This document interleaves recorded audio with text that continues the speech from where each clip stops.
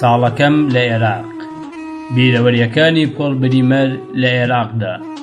نووسینی پۆڵ بریمەر. وەرگێڕانی محەممەد چییە.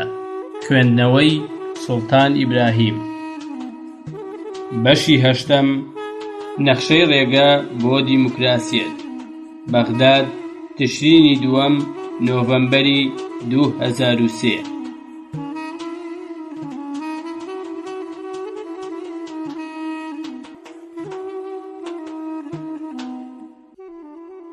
بەیانی ڕۆژی هەینی 31 تشرینی یەکەم ئۆکتۆبەر کاتێ لە واشنتۆن گەڕامەوە لەگەڵ کلای و گرۆپی بەڕێوەبردننی حکومدا کۆبوومەوە کە ئەمە کۆششەکانمانی فراوان دەکرد بۆ ئەوەی پەیوەندی بە سونەکانەوە بکەین. گرۆپەکە گەیشتە چەند بیرۆکەیەکی باش.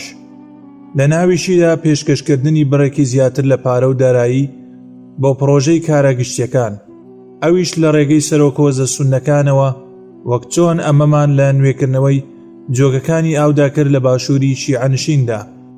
بۆ ئەمە ژمارەیەک لەسەر کردە سونیەکانیان دیاری کرد لەوانەی کە لەوانەیە لە کورسی سەیرکەراندا دانیشن و چاوەڕوانی ئەوە بکەن بزانن کە ئایا هاوپەیمانان دەسەڵات لە دەستی خۆیاندا دەهێڵێتەوە یان نا. وتم پەیوەندیکردن بە سونەوە زۆر گرنگە. ڕوونیشم کردەوە کە من بڕیارم داوا لە دەیڤید ریچمۆندی هاوڵی بەریتانیم بکەم کە ئەو بە باشی عەرەبی دەزانێت و شارەزایی هەیە لە ناوچەکەدا بۆ ئەوەی بە پرسیارەتی تەواوەتی لەبارەی ئەو پرۆژە گرنگەوە لە ئەستۆ بگرێت. لەبارەی گیر و گرفتەکانیشمانەوە لە ئەنجومەنی حکوم پێم ڕاگەیاندن کە لە کۆبوونەوەکانمەوە لە واشنتۆن هەروەک چۆن لە کۆبوونەوەکانیشمانەوە بۆم ڕوون بۆتەوە کە ئارامی جەماعات لەوێ لەسەر سەرکردە عێراقیەکان بەرەو تەوابوون دەڕوات. ئاراستەی ئەو حەوت هەنگاوەی کە لە واشنتۆن پۆست لە ئەیلول سێپتێمبەردا باسم کرد پشت بەوە دەبەستێت کە ئەنجومەنی حکوم هەستێت بە بەستنی کۆنگرەی دیموکراسی. گفتوگۆکەش لە فتواکەی سیستانیدا بوو کە داوای هەڵبژاردننی ئەندامانی کۆنگرەکەی دەکرد، بەڵام لەوانەیە هەڵبژاردننی ڕێخستنەکان ساڵێکی بوێت دوای ئەوەی عێراقیەکان پێویستیان بە نووسینەوەی دەستوورەکەیان دەبێت. دوای ئەوەش بخرێتە ڕاپرسیەکی گشتیەوە بۆ ئەوەی دەنگی لەسەر بدرێت. گرتنەبەری ئەو پرۆسەیەش واتە دواکەوتنی گواستنەوەی سەروەری تا کاتێکی درەنگی ساڵی 2005. و من دووبارە دڵنیام لەوەی عێراقیەکان و هاوپەیمانەکانیشمان ناتوانن ئەو هەموو کاتە چاوەڕوانی بکەن. بۆ تێپەڕاندنی ئەم گرفتەش لە تەمووز یۆلیۆدا پێشنیاری ئەوەمان کرد. ئەنجومەنی حکوم داوای ئەلتەرناتیڤی دیکە لە لێژنەی ئامادەکاری بکات بۆ چۆنیەتی هەڵبژاردننی نوێنەرەکان بۆ کۆنگرە. ئێمە هیواخواز بووین لێژنەکە چوارچێوەیەکی سیاسی بۆ ئەنجومەنی حکوم پێشکەش بکات بۆ ئەوەی ڕازی بێت لەسەر میکانیزمێک جگە لە هەڵبژاردننی ڕاستەوخۆ. لە کۆتایی ئەیلول سێپتێمبەریشدا لێژنەی ئامادەکاری گەیشتە دوو خەیار: هەڵبژاردننی نوێنەرەکان لە دەنگدانێکی نیشتیمانی ڕاستەوخۆدا یان هەڵبژاردننی نوێنەرەکان بە بەکارهێنانی کۆنگرەکان لە ناوچەکاندا. بەپێی زانیاریەکانیشمان 20 لە کۆی 24 ئەندام لە ئەنجومەنی حکوم ئەوەیان پێ باشە لە ناوچەکاندا کۆنگرە ببەسترێت، بەڵام زیاتر لە مانگێک تێپەڕی نەیانتوانی زاڵ بن بەسەر ئەو فشارەدا کە ئیسلامیە شیعەکان ممارەسەیان دەکرد. بەمەش لەبارەی چۆنێتی بەدواداچوونەوە نەیانتوانی بگەنە ڕێکەوتنێک. ئیدی ئێستا ئاراستەکەمان بەرەو دەستور و سەروەری ڕوبەڕووی هەڕەشە بۆتەوە. پێم ڕاگەیاندن لەوانەیە تەنها 2 هەفتەمان لەبەردەستدا بێت بۆ ئەوەی بزانین کە ئایا ئەنجومەنی حکوم دەتوانێت هاوکاریمان بکات. ئەگەرێکی گەورەش هەیە کە لە تاقیکردنەوەکەدا شکست بێنن، بۆیە پێویستە لەسەرمان پەیڕە و ئاراستەیەکی تر بدۆزینەوە. گرۆپی بەڕێوەبردننی حکوم هەر لە سەرەتای تشرینی یەکەم ئۆکتۆبەرەوە بە ئەلتەرناتیڤیەکاندا دەچوونەوە. کاتێک هەستمان بەوە کرد کە ئەنجومەنی حکوم ناتوانێت لەسەر ئەو ئاراستەیە ڕێک بکەوێت کە دەیگرێتە بەر. ئەو تەحەدایەش لە بەردەمماندا بوو بریتی بوو لە دیاریکردنی پلانێک کە گرنگترین ئامانجەکانمان بێنێتە دی. گروپەکە وتیان ئەوە لە بەردەم ئەنجومەنی حکوم و کەسانی تریشدا لە چینی سیاسی عراقی کە پەیوەندیمان لەگەڵیاندا هەیە ئەوە ڕوون بۆتەوە سیستانی لە هەڵبژاردن پاشگەز نابێتەوە. پێشناچێت زۆرینەی ئەنجومەنەکە لە دژی خواستەکانی ئیسلامیە شیعەکان بوەستنەوە، هەروەک چۆن ئێمە دەرکمان بەوە کردووە ئەو سەرکەوتنەی کەوای کردووە ئەو شیعە تایفیانە و سیستانی ببنە بربەستێک لە بەردەم بەرەو پێشچووندا نابێتە سەرکەوتن. پاشانیش گەیشتینە وەستانێکی تەواوەتی لەناو ئەنجومەنی حکوم لە نێوان ئێمە و ئەواندا. ڕۆمان وتی: جەنابی باڵوێز برێمەر، تۆ هەردەم دەڵێیت کە ئەنجومەنی حکوم بەرپرسیارەتەکانی هەڵناگرێت. ئەوەش ڕاستە، بەڵام ناتوانن ئەوە بکەن، چونکە نەیاریەتی سیستانی واتە خۆکوشتنی سیاسی بۆ ئیسلامیە شیعیەکان. بۆم دەرکەوت کە ئەو ڕاست دەکات، بەڵام وەک ئەوەی هەردەم لە عێراقدا هەیە گرفتەکەمان زیاتر ئاڵۆز بوو. کوردەکان و سوننەکان نایانەوێت ویلایەتە یەکگرتوەکانی ئەمریکا دەستبەرداری دەسەڵات بێت. ئەگەر متمانەی تەواوەتیان نەبێت کە لەژێر ڕەحمەتی ئیسلامیە شیعەکاندا نابن، لەبەر ئەوە پێداگیریان کرد لەسەر دەستکەوتنی گرنتیەکی نووسرا و سەبارەت بە فیدراڵیەت و مافی کەمینەکان پێش ئەوەی حکوومەتی ئەمریکا واز لە قەڵەمڕەوی سیاسی بێنێت. بۆ بەدی هاتنی ئەوەش دەیانویست دەستوریان دەست بکەوێت. 2000 ژمارەیەک لە ئەندامانی ئەنجومەنی حکوم لە ناویشیاندا چەلەبی و پاچەچی و هەندێک کەسیش لە پنتاگۆن بەردەوام بوون لە فشار دروستکردن بۆ ئەوەی بە شێوەیەکی یەکسەری سەروەری بگەڕێنرێتەوە بۆ عێراقیەکان. لەوانەشە بۆ خودی ئەنجومەنی حکوم بەبێ بوون و دەستور یان هەڵبژاردن. دوای پێداچوونەوە باڵوێستەکەدا تێبینیم کرد داواکردنی ئەو هەموو داواکاریانە کارێکی قورس دەبێت. دەنگی تەقینەوەیە کە لە شوێنێکی نزیکەوە بوو قسەکەی پێبڕین. زۆر نزیک بوو بە ڕادەیەک کە بووە هۆی ئەوەی پەردە ئەستورەکان کە بە پەنجەرەکەدا هەڵواسرا بوون لەگەڵ ئەو شەپۆلەدا کە تەقینەوەکە دروستی کرد بەرەو ناوەوەی ژوورەکە بێن. پاشان گەڕانەوە بۆ دواوە. دوای ئەوە دەنگێک بەرز بووە کە هاواری کرد: خۆتان پەنا بدەن، خۆتان پەنا بدەن، خۆتان پەنا بدەن. لە کاتی گواستنەوەماندا بۆ نهۆمی خوارەوەی کۆشکەکە بڕیارماندا کە لە بری ئەوەی هەوڵ بدەین کە بەرەو پێشچوونی پرۆسەی حەوت هەنگاوەکە بسەپێنین، هەستین بەسەر لە نوێ ڕێخستنەوەی زنجیرەی هەنگاوەکان و ڕێگەدان بە کۆتایی هێنان بە داگیرکردن پێش دانانی دەستوری هەمیشەیی بۆ ئەوەی وەڵامی داواکاری عێراقیەکان و هەروەها فشارە بەردەوام ڕوو لە زیادبووەکانی ئەمریکیەکانیش بدەینەوە. بەڵام ڕێکەوتین لەسەر ئەوەی کە بەوە هەڵنەستین مەگەر کاتێک نەبێت کە توانیمان گرنتی دانانی پرەنسیپە دیموکراسیەکان و یەکێتی نیشتیمانی بکەین لە دەستوری کاتیدا. هەروەها ئێمە دەمانویست هەڵبژاردننی نیشتیمانی بە خێرایەکی کردداری ئەنجام بدەین. لەناو ئەو بیرۆکانەشدا ئەوە بوو کە لێگەڕین ئەنجومەنی حکم و هەندێک لە عێراقیە بەتوانە و کارامەکان دەستورێکی کاتی بنووسنەوە و ئەوەش وەک بنچینەیەک بەکار بهێنرێت بۆ هەڵبژاردننی کۆمەڵەیەکی نیشتیمانی ئینتیقالی. ئەو دەستەیەش بە ڕۆڵی خۆی هەڵدەستێت بە هەڵبژاردننی حکومەتێکی عێراقی کاتی کە سەروەری پێدەسپێرین. ڕۆمان وتی لەوانەیە سەرکەوتن بەدەست بهێنێت.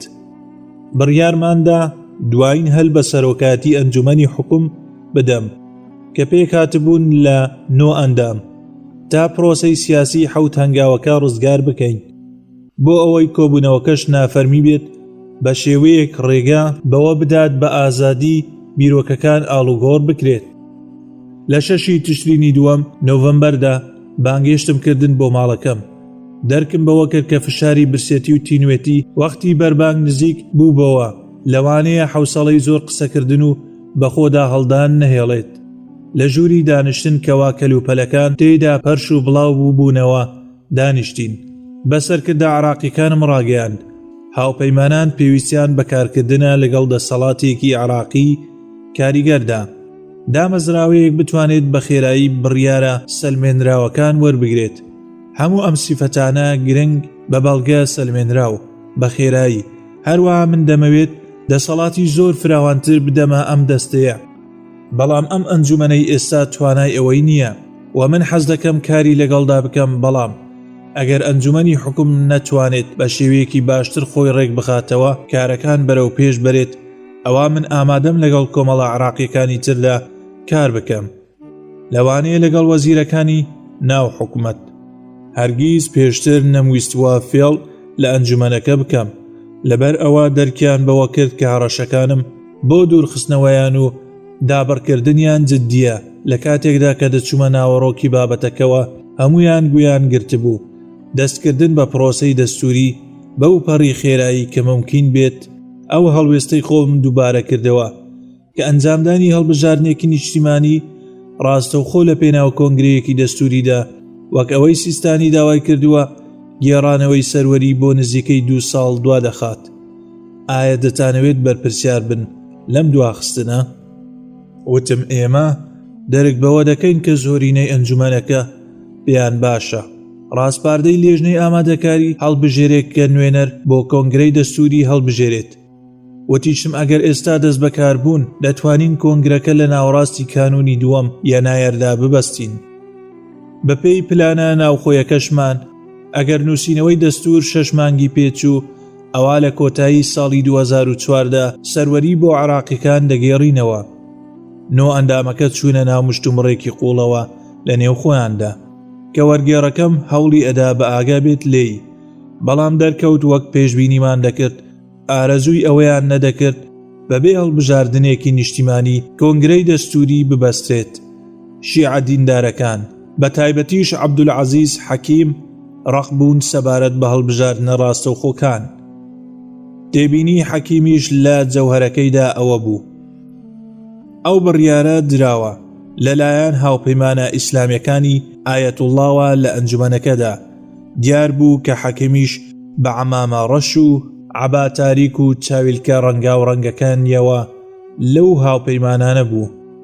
چەلەبی و پاتەچی تێبینیەکانیان چڕ دەکردەوە لەسەر پێکێنانی حکومەتێکی عراقی کە خاوەن سەروەریەکی تەواو بێت کە ڕووداوی سیاسی بنەڕەتیە لە ئایندەی سەر و ڕاستەوخۆی عراقدا و پێداگریان لەسەر پرۆسی دەستوری نەکردەوە.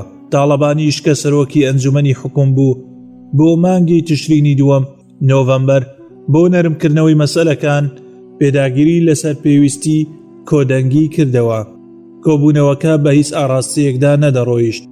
وتم لە ڕاستیدا دیموکراسیەت مەزنە، بەڵام دیموکراسیەت حکمی زۆرینەیە لەگەڵ پاراستنی مافی کەمینەکاندا، بۆیە مەرج نییە بەبێ کۆدەنگی نەبێت کە ڕەنگە ببێتە هۆی ئیفلیتکردنی پرۆسەکە. ئیدی مەسەلەکان یەکلایی نەکرێنەوە. بەو بیرۆکەیە کۆتاییم بە کۆبوونەوەکەم هێنا و هیوای بەربانکردنەوەیەکی خۆش و بەتامم بۆ خواستن. لەو کاتەدا کە هاوڵێتی نۆ سەرکردەکانی ئەنجومەنەکەم دەکرد بۆ لای ئۆتۆمبیلەکانیان، دەرکم بەوە کرد کە پرۆسەی حەوت هەنگاوەکە مرد. بەڵام من پێداگیر بووم لەسەر ئەوەی کە لە کۆتاییدا دەبێت عراقی نوێ حکومەتێکی دەستوری نوێنەرایەتی بێت. ئێمە پێویستمان بە ئاراستەیەکی ئەلتەرناتیڤە بۆ ئەوەی بچینە پێشەوە. کاتمان نییە تا بە فیڕۆی بدەین. بڕیارماندا بیرۆکەی دەستوری کاتی پێشنیاز بکەین. هیواخواز بووین کە ئەوە فتواکەی سیستانی تێپەڕێنێت و ڕێگەمان پێ بدات کە سەروەری بگوێزینەوە بۆ حکومەتێکی عراقی بە مەرجێک چوارچێوەیەکی یاسایی هەبێت و دامەزراوە و پەیکەری سیاسی و دیموکراسی عراقی بنیاد بنێت وە کەمینەکان و مافەکانی مرۆڤ بپارێزێت. بەڵام ئێمە لەسەر ئەو مەرجە ڕازی بووین کە فتواکەی سیستانی داینابوو کە بەو پەڕی خێرایی هەڵبژاردن ئەنجام بدرێت بۆ دەستەیەک کە ڕەشنووسی دەستوری هەمیشەیی عراقی دابنێت. دەمانزانی کە زۆرینەی عراقیەکان لە دەستورێکی کاتی تر بێزار دەبن.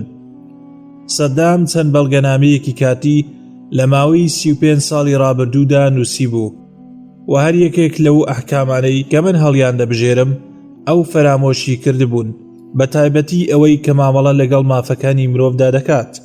بۆ جێبەجێکردنی تێڕوانینی بۆش بۆ عراقی نوێ پێویستە دەستوری کاتی مافە بنەڕەتیەکانی تاکەکان لە خۆ بگرێت و مامەڵان لەگەڵ مەسەلەی فیدرالیزمدا بکات کە جێگەی ناکۆکی و مشتومڕە، هەروەها ڕێوشوێن و دیسپلین دابنێت بۆ ئەوەی جارێکی تر ستەمکاری ڕوونەداتەوە لە وڵاتدا.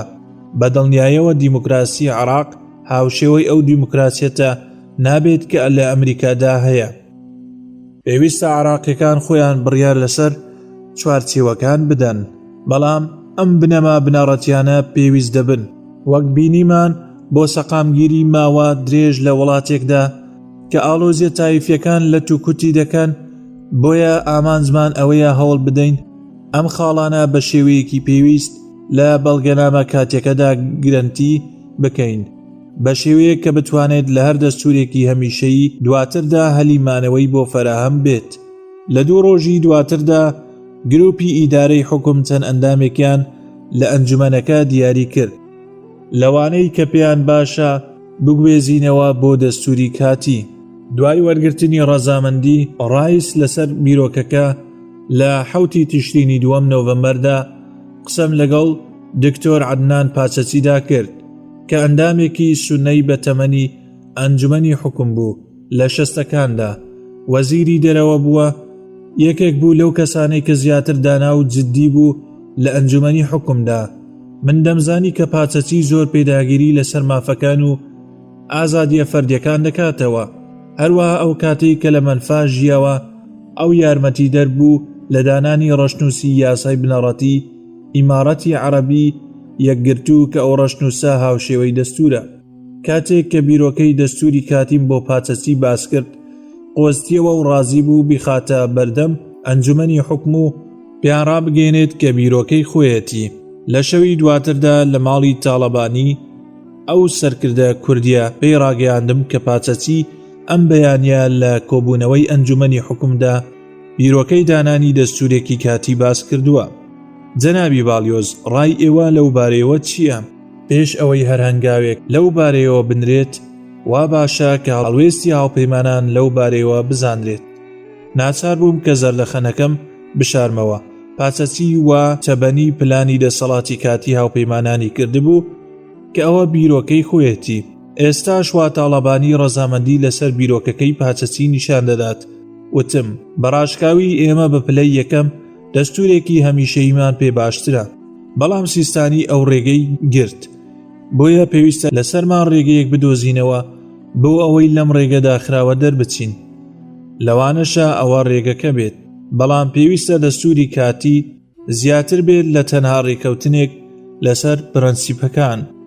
ئاماژەم بەوە کرد کە دەبێت ئەو بەڵگەنامەیە مافی تاکەکان بپارێزێت، لە ناویشیدا ئازادی ئاین، هەروەها شێوەکانی هەڵبژاردننی حکومەتێکی کاتی ڕوون بکاتەوە و دەسەڵاتەکانی دیاری بکات.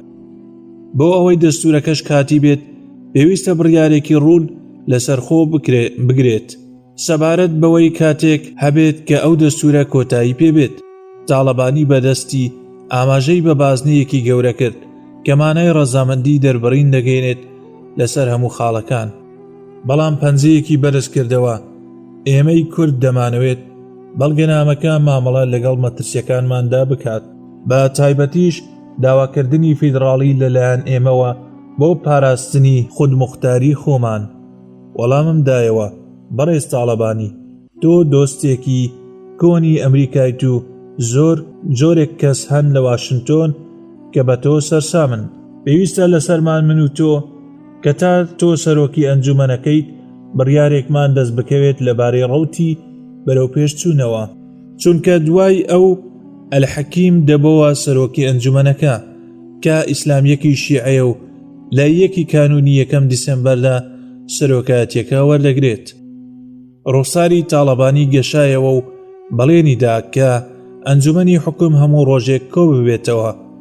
لە کاتێکدا کە ئێمە سەرقاڵی تەکتیکاتە کرداریەکان بووین، ئەو ئاستەنگانم لە مێشکی خۆمدا دروست کرد کە پێویستە لەسەرمان تیان بپەڕێنین. خەڵکانێکان لە واشنتۆن کە پێویستە ڕازیان بکەین. کۆمەڵەکەی تریش لە ناو قەمچ و پێچەکانی گەڕەکە کۆنەکانی نەجەفدا خۆی حەشار داوە. لە 10 تشرینی 1 نۆڤەمبەردا دوای ئەوەی تاڵەبانی دڵنیای کردمەوە لەسەر ئەوەی ئاراستە نوێیەکە لە ئەنجومەنی حکوم مشتومڕێکی چڕی لەسەر دەگرێت، بڕیارمدا قسە لەگەڵ بەڕێوەبەرە بنچینەکاندا بکەم لە واشنتۆن.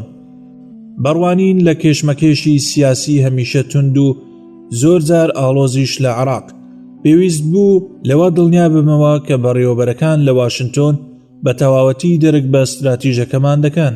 پێش چەند ڕۆژێک ڕۆبەرت بلاکویل لە جەماعەتی ئەنجومەنی ئاسایشی نەتەوەیی گەیشتە بەغداد بۆ ئەوەی ڕەوشی عێراق بەسەر بکاتەوە، ئاگادار بێت لەو هەوڵانەی کە ئێمە پێی هەڵدەستین لە دەستپێشخەری پەیوەندیکردن بە سوننەکانەوە. لە ڕاستیدا ئەرکەکە ئاڵۆز و زەحمەت بوو بۆ بنیادنانی پردی پەیوەندیەکان لەگەڵ سوننەکاندا کە ئەمە یەکێک بوو لەو ئەولیەتە گەورەکانی کارەکانمان. من دڵخۆش بووم بەبوونی یەکێک لە ناو ئەنجومەنی ئاسایشی نەتەوەییدا بۆ بینینی ئەو پێشکەوتنەی کە ئێمە بەدەستی دەهێنین، هەروەها ئەو پێشنیارانش کە بۆ چاکردنی ڕەوشەکە پێشکەشیان دەکەین. کاتێکیش ڕایس ڕاستپاردەی ئەوەیدا کە سەردانی بکەم، ڕازی بووم لەگەڵ وریاکردنەوەی کە پێویستە ڕۆبەرت بە هەماهەنگی لەگەڵ مندا هەنگاوەکانی هەڵبێنێتەوە.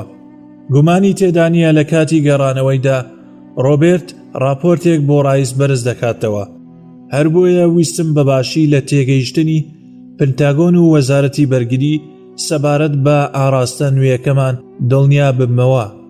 داوام لە ڕۆمان مارتینز کرد نامەیەکی کورتم بۆ بنووسێت بۆ ئەوەی بینێرم بۆ ڕامسفێلد و پاوڵ و ڕایس بە شێوەیە کە پێش کۆبوونەوەی لێژنەی بەڕێوەبەرانی ئەنجومەنی ئاسایشی نەتەوەیی کە لە کاتێکی دواتری ئەمڕۆدا دەبەسترێت نامەکەیان لابێت.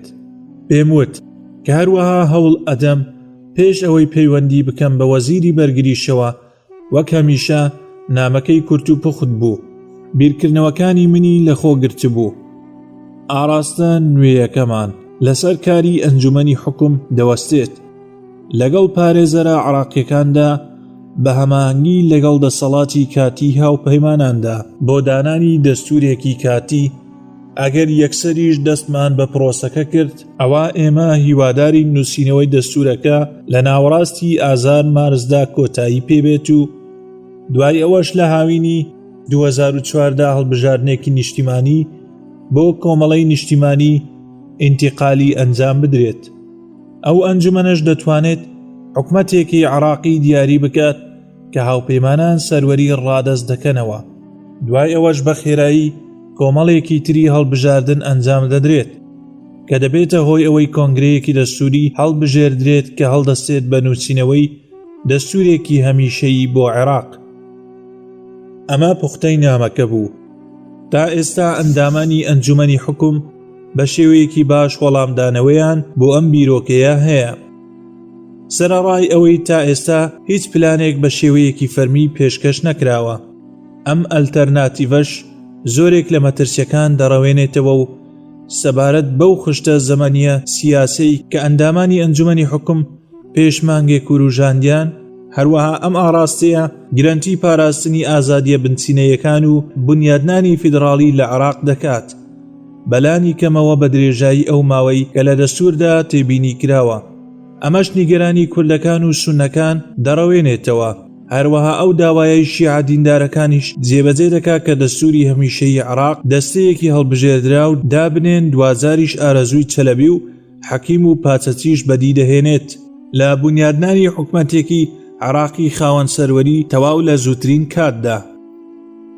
نامەکەم بەوە کۆتایی پێهێنا کە من وای دەبینم لەم پلانە چوارچێوەی دەرەوەیە بۆ ئەوەی قبول کراوە بە نیسبەت بەرژەوەندیەکانمانەوە لە عێراق، هەتا ئەگەر دەستوریش دەقێکی لەخۆگرت کە حکومەتی ئینتیقالی پابەند بکات بە پرۆسەیەکی سیاسی ڕوون و مافگەلێکی جەوهەریش ئەوە بۆ ئەو ئەگەرانەی کە ئەم پرۆسەیە بەرەو عێراقێکی سەقامگیر دەبن هێشتا زۆر بەرز نین. لەوانەیە باشتر نەبێت لە 60 تا 40، بەم شێوەیەش باش نابێت مەگەر تەنها ئێمە پێداگیر و تون بووین لە جەنگدا و ئیرادەی سیاسیمان نیشاندا کە تا کۆتایی بە دواداچوونی بۆ بکەین. دوای ئیمزاکردنی پەیامەکە لەگەڵ بیلی سەرۆکی وێزگەکەدا باسی یاخیبوونمان کرد. ئەو نوێترین هەڵسەنگاندنی ئاژانسی هەواڵگیری ناوەندی پێڕاگەیاندم. دوای ئەوەش کە بەڵگەنامەکەی پێدام کە لە 4 لاپەڕا پێکاتبوو ڕوونی کردەوە. لە کاتی گونجاودا ئەمە دەداتە ئاژانسەکە بۆ ئەوەی سبەینێ بەڕێوەبەرانی ئەنجومەنی ئاسایشی نەتەوەیی کۆببنەوە. هەڵسەنگاندنەکانی وێزگەکە ڕازیکەر و نیگەرانکەریش بوون. دوژمن پێی وایە سەرکردایەتی ئەمریکی زیاتر جەخت لە ستراتیجەتی دەرچوون دەکاتەوە نەک چاودێریکردن و بەدواداچوون بۆ ڕەوشی جەنگ. هاوپەیمانانیش پەیامێکی ڕوونیان بۆ گەلی عێراق پێ نییە. وەک بەڕێوەبەرێکی ئیداری داوام لێکرا ڕایخۆم لەبارەی راپۆرتی وێزگەکەوە پێشکەش بکەم. لەسەر تێکڕای هەڵسەنگاندنەکە ڕازی بووم، بەڵام هاوڕا نەبووم لە شتێکدا، ئەویش ئەوەیە کەوا گرفتەکە بەهۆی ناڕوونی پەیامەکەوەیە. ئێمە ئەو هەستە دەدەینە ژمارەیەک لە عێراقیەکان کە ویلایەتە یەکگرتوەکان سوورە لەسەر ئەوەی بەزوویی بڕوات و عێراق بەجێ بهێڵێت. هاوڕاش بووم لەسەر پێویستی بنیادنانی ئاسایشێکی هەمیشەیی بۆ گەلی عێراق و پشتی پێ ببەسترێت بەو پێی کە پێویستە هەرە گرنگیەکەیە بۆ سەرکەوتن لە کۆتاییدا. کاتێک بیل ڕۆیشت بیرم لەوە کردەوە کە ئێمە لە دۆڕیانێکی یەکلاکەرەوە نزیک دەبینەوە لە عێراقدا. ئەگەر ئەوانەی کە دەیانەوێت بە شێوەیەکی خێرا سەروەری بگوازرێتەوە بۆ عێراقیەکان، ئەوا من هیچ ڕێگەیەک نابینمەوە کەوامان لێ بکات پێکاتە ئۆرگانیەکان بۆ حکومەتێکی نوێنەرایەتی کۆ بکەینەوە، بەمەش لە کۆتاییدا یاخیبووەکان دەیبەنەوە. ئەگەر لایەنە تایفیە ڕەگەزیەکان لە عێراق سەرکەوتنیان بەدەستهێنا، ئەوە وڵات دابەش دەبێت و چیدی ناتوانرێت چاک بکرێتەوە. بەدوای ئەمەشدا جەنگێکی خوێناوی دێت و یاخیبووەکان دەیبەنەوە. وتەکانی سەرۆک بوشم بەبیر هاتەوە کاتێک کە بۆ دوایین جار قسەمان کرد. لە عێراق شکست ناهێنین، ڕازی بووم لەسەر ئەوە. هیوایەکم بە سبەینێ هەیە و ئەو پەڕی ئەوەی لە توانامدا بێت لە پێناو ئەوەدا دەیکەم. دەی تشرینی 2 نۆڤەمبەرم لە وتوێژی قوڵدا بەسەر برد لەگەڵ سەرکردە شیعە بەناڕەتیەکاندا لەبارەی پلانە سیاسیە نوێکەوە. ئەندامانی ئەنجومەنی باڵای شۆڕشی ئیسلامی لە عێراق و حیزبی دەعوە و خۆشحاڵ بووم لە پەیڕەوەکە وتیان ئەوان دڵنیان لەوەی کە ئایەتوڵا سیستانی پشتیوانی لێ دەکات. پێم ڕاگەیاندن کە ئێمە بۆ گرنتیکردنی پشتیوانی ئەو پشت بەوان دەبەستین.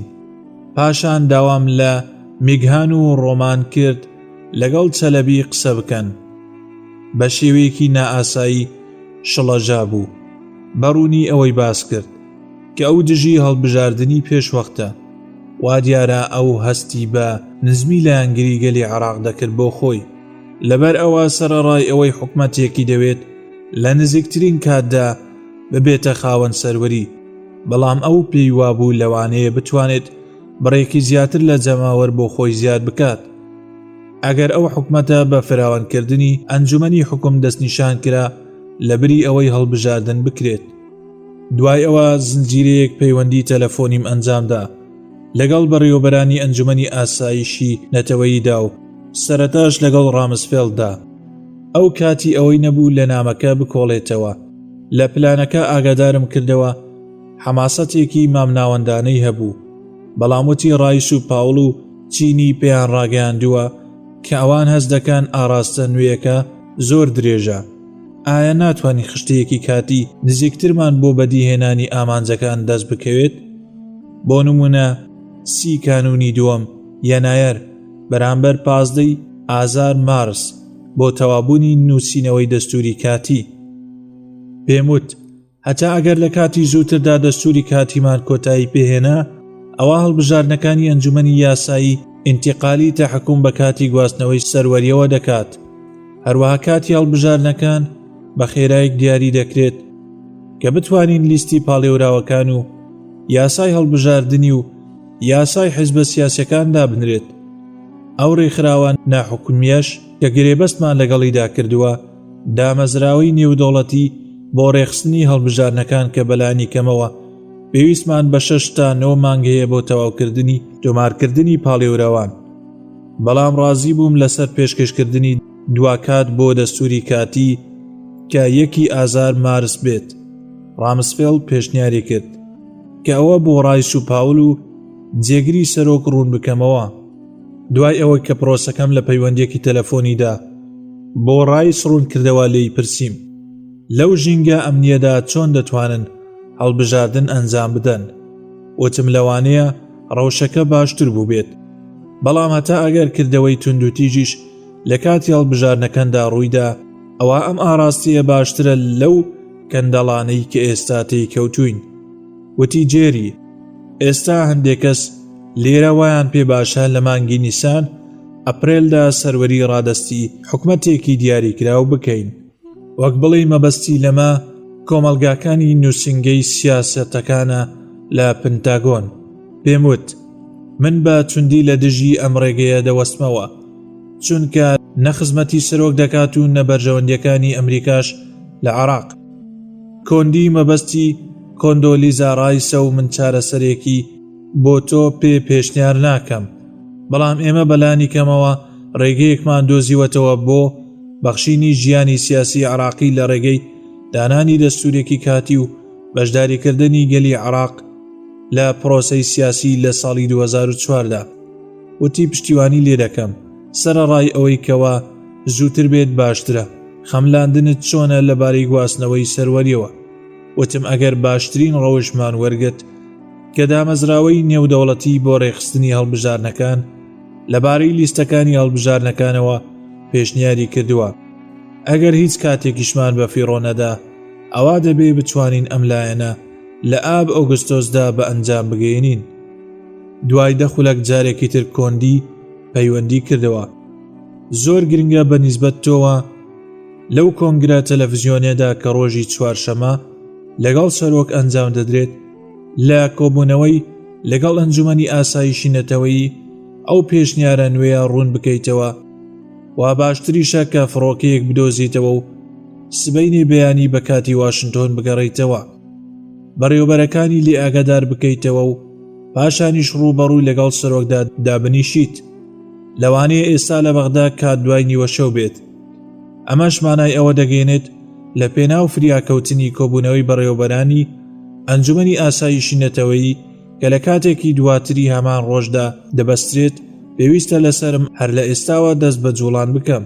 لەو کاتەدا کە بات کنێدی هەوڵی ئەوەی ئەدا فڕۆکەیەکم بۆ بدۆزێتەوە تا من و کۆمەڵێکی بچووک لە فەرمانبەرانی دەسەڵاتی کاتی هاوپەیمانان لە کاتی گونجاودا بگوازێتەوە بۆ ئەوەی فریای کۆبوونەوەکەی ڕۆژی دواتر بکەوم. پەیوەندیم کرد بەوانی ترەوە کە لە ناو لیستەکەمدا بوون.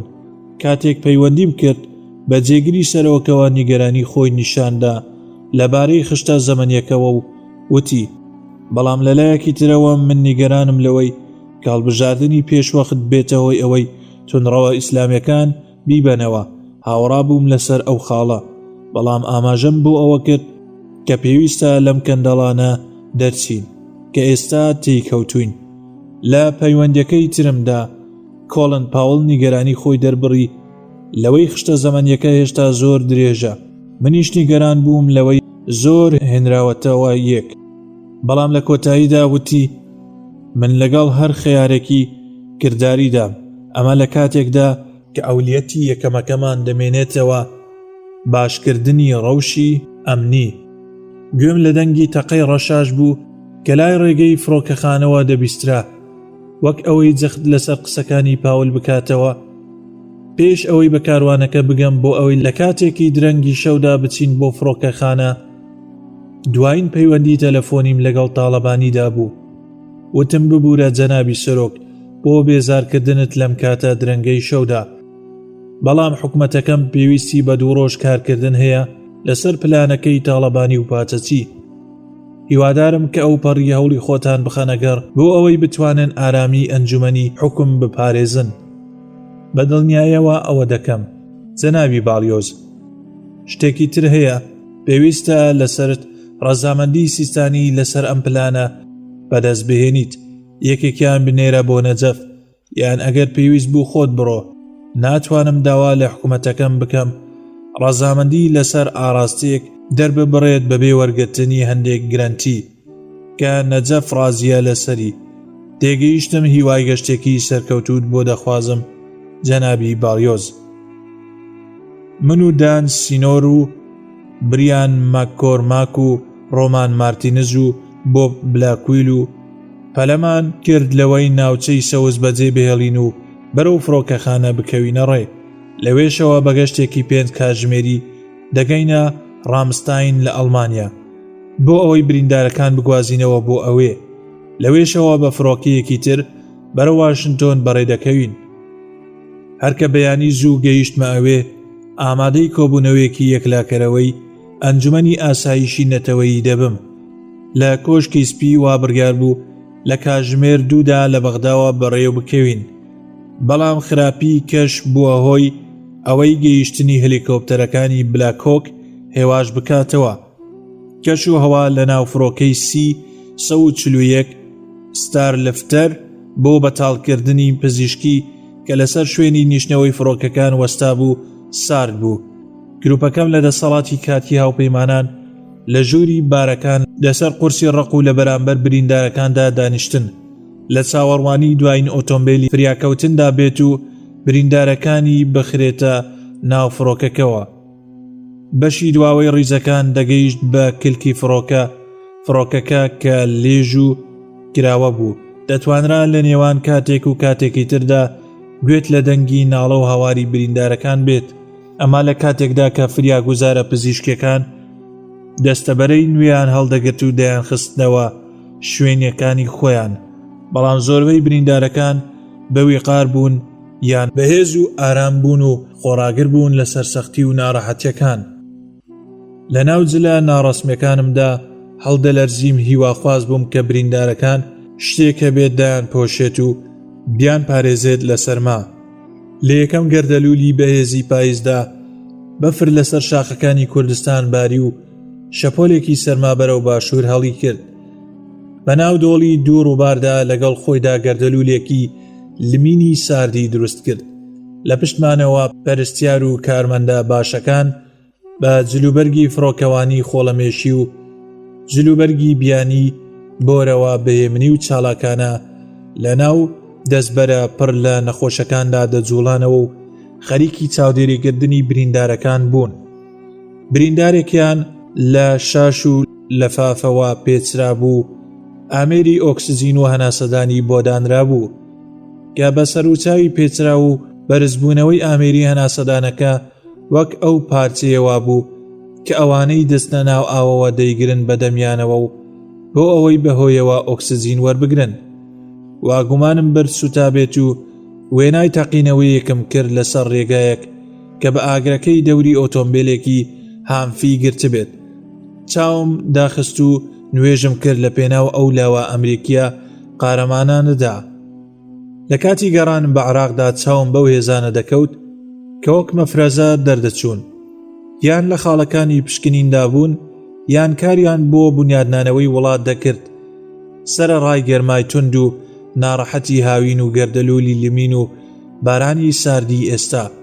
ئەوا سەربازەکانمان بە ئامادەباشی ماونەتەوە و سوورن لەسەر ئەوەی شکست بەو یاخی بوونە بێنن کە ڕوو لە زیادیە.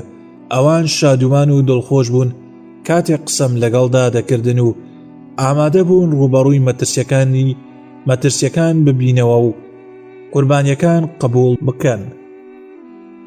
بەرزبوونەوە بە هەلیکۆپتەر لە شەودا و لەو جۆرە کەشەدا پڕ لە مەترسی بوو، بەڵام لەوانەیە مەترسیەکان لە چاو ڕۆژدا کەمتر بن. پێش 9 ڕۆژ لە بەیانیەکی خۆرەتاوی ڕۆژی 2 تشرینی 2 نۆڤەمبەردا لە نزیک فەلوجە یاخیبووەکان موشەکێکی زەوی بە ئاسمان کە لەسەر شان دەتەقێنرێت بە ئاراستەی 2 هەلیکۆپتەری سوپای ئەمریکادا تەقان کە لە جۆری چینۆک بوون.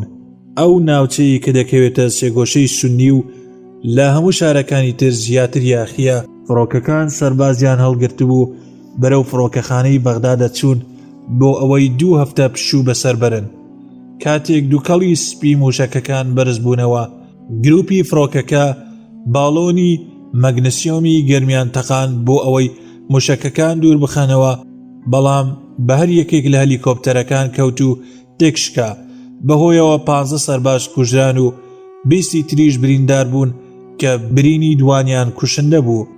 ڕووداوی کەوتنە خوارەوەی فڕۆکەکە لە نزیک فەلوجە یەکێک بوو لەو ڕۆژانەی کە زیاتر خوێناوی بوو بە نیسبەت هاوپەیمانانەوە لە دوای جەنگە تند و سەختەکانی سەرەتای هەڵمەتەکانەوە. ئەو زیانە دەستگاکانی ڕاگەیاندنی ئەمریکی و نێودەوڵەتی وروژاند. ڕووداوەکەیان وا نیشاندا کە بەرگری دژمنێکی نادیار و ئاڵۆز وەک ئاستەنگێکی سەرەکی دەمێنێتەوە کە ڕوبەڕووی هاوپەیمانان و زۆربەی عێراقیەکان دەبێتەوە. لەو کاتەوە فەرمان درراوە بە هەلیکۆپتەرەکانی بلاکۆک کە لە هەموو ناوچەکانی عێراقدا دەمگوێزنەوە لە بەرزایەکەی نزم و بە خێرایی هەستن تا مەترسی هێرشە زەمینیەکان کەمتر بکەنەوە. گوێم لە دەنگی پەروانەی هەلیکۆپتەرەکان بوو کاتێک کە فڕۆکەیەکی تری بەتاڵکردنەوەی پزیشکی نیشتەوە. دوای چەند خولەکێک ئۆتۆمبیلی فریاکەوتنەکە بەناو هۆدە کراوەکەدا هاتە ناوەوە. سەیری دواوەم کرد، بینیم دوو کارمەندی پزیشکی دەستەبەرەکەیان هەڵگرت بوو بەرەو فڕۆکەکە دەهاتن و لە دواشیانەوە دوو سەربازی تر بە داشەقەوە دەهاتن. خانمێکی نەقیب کە سەر بەهێزی ئاسمانی بوو هاتە ژوورەوە کە دەنگە وەرەیەکی پێبوو بە دەنگێکی بەرزتر لە دەنگی بزوێنەرەی فڕۆکەکە وتی: ببورن گەورم، بەڵام کەمێک چاوەڕوانی گەیشتنی حاڵەتێکی تر دەبین. وتم: کاپتن، سەبارەت بە ئێمە نیگەران مەبن. برایان سەیرێکی میلی کاتژمێرەکەی کرد. کاتژمێر 2:35 سەر لە بەیانی بوو لە عێراق. بەلانی کەمەوە لە بەردەمماندا 14 کاتژمێر لە فڕین هەبوو. وتی: شەوێکی زۆر درێژ دەبێت گەورم، دەگەینە ئەوێ. گەورم، برایان قسەکانی کۆتایی پێهێنا: بەڵام ئەوە کەی دەوێت؟ ویستم لەسەر کورسەکەم هەڵاژێم، بەڵام جوڵەی نەکرد. لەوانەیە ماندووبم ئەگەر بەدانیشتنەوە سەرخەو بشکێنم. بەختم نەبوو، بیرۆکەکانم شلۆق بوون. دوجار فڕۆکەی بلاکۆکەکە بەرز بەوە و کارمەندە پزیشکەکان دەستەبەرەکانیان بە پشتێن بەستەوە و دوو دەرگا گەورەکەی پشتەوەی هەلیکۆپتەرەکە بەسترا. یەک لە دوای یەک 4 بزوێنەرەکەی فڕۆکەکە دەستیان بە سوڕان کرد. کە مامەکانم خستە گوێمەوە و هەوڵمدا لەسەر کورسیە جێگیرەکە کەمێک درێژ بم. کاتێک 3:15 خولەکی بەیانی بوو لە 11 تشرینی 2 نۆڤەمبەردا، ئەو بێزاریەی کە بەدەستیەوە دەناڵێنم ناتوانێت بەراورد بکرێت بەوەی کە ئەو لاوە کوڕ و کچانەمان لە دواوە ڕوبەڕووی دەبنەوە.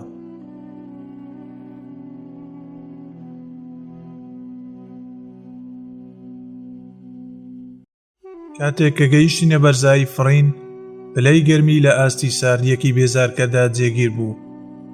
ئەوە شوای کرد خەوتن زەحمەت بێت، بەڵام توانیم سەرخەوێک بشکێنم. کاتێک بەهۆش هاتمەوە، نزیکم لە سەربازە بریندارەکانەوە ئەو ڕووداوە ئازارهێنانەی یاخیبوونیان بەیادهێنامەوە. مەفرەزەکان دەکەونە بۆسەوە و قەناسە و تەقینەوە لەسەر ڕێگاکان. هەستێکی بێزارکردم بۆ دروست بوو کە سەربازیەکان هێشتا کۆشش دەکەن بۆ دۆزینەوەی ڕێگە چارەیەکی کاریگەر بۆ ئەوەی پێی ڕوبەڕووی دوژمن ببنەوە. ئەو کات کە پرسیارم لە هاوڵە سەربازەکانم دەکرد، لەو بارەیەوە زۆر جار ئەو هەستم بۆ دروست دەبوو کە لە ئاراستی خۆم لامداوە. ژەنەڕاڵەکانمان ڕاستیان دەکرد لەو نیگەرانەی هەیان بوو لەبارەی ئاڵگۆڕکردنی بەم زوانەی هێزەکانەوە. بەڵام من هاوڕانیم لەسەر ئەوەی کە بە فراوانکردنی هێزەکانی ئاسایشی عێراقی کە مەشق دیدەنین بەو پەڕی خێرایی گیر و گرفتەکانمان چارەسەر بن.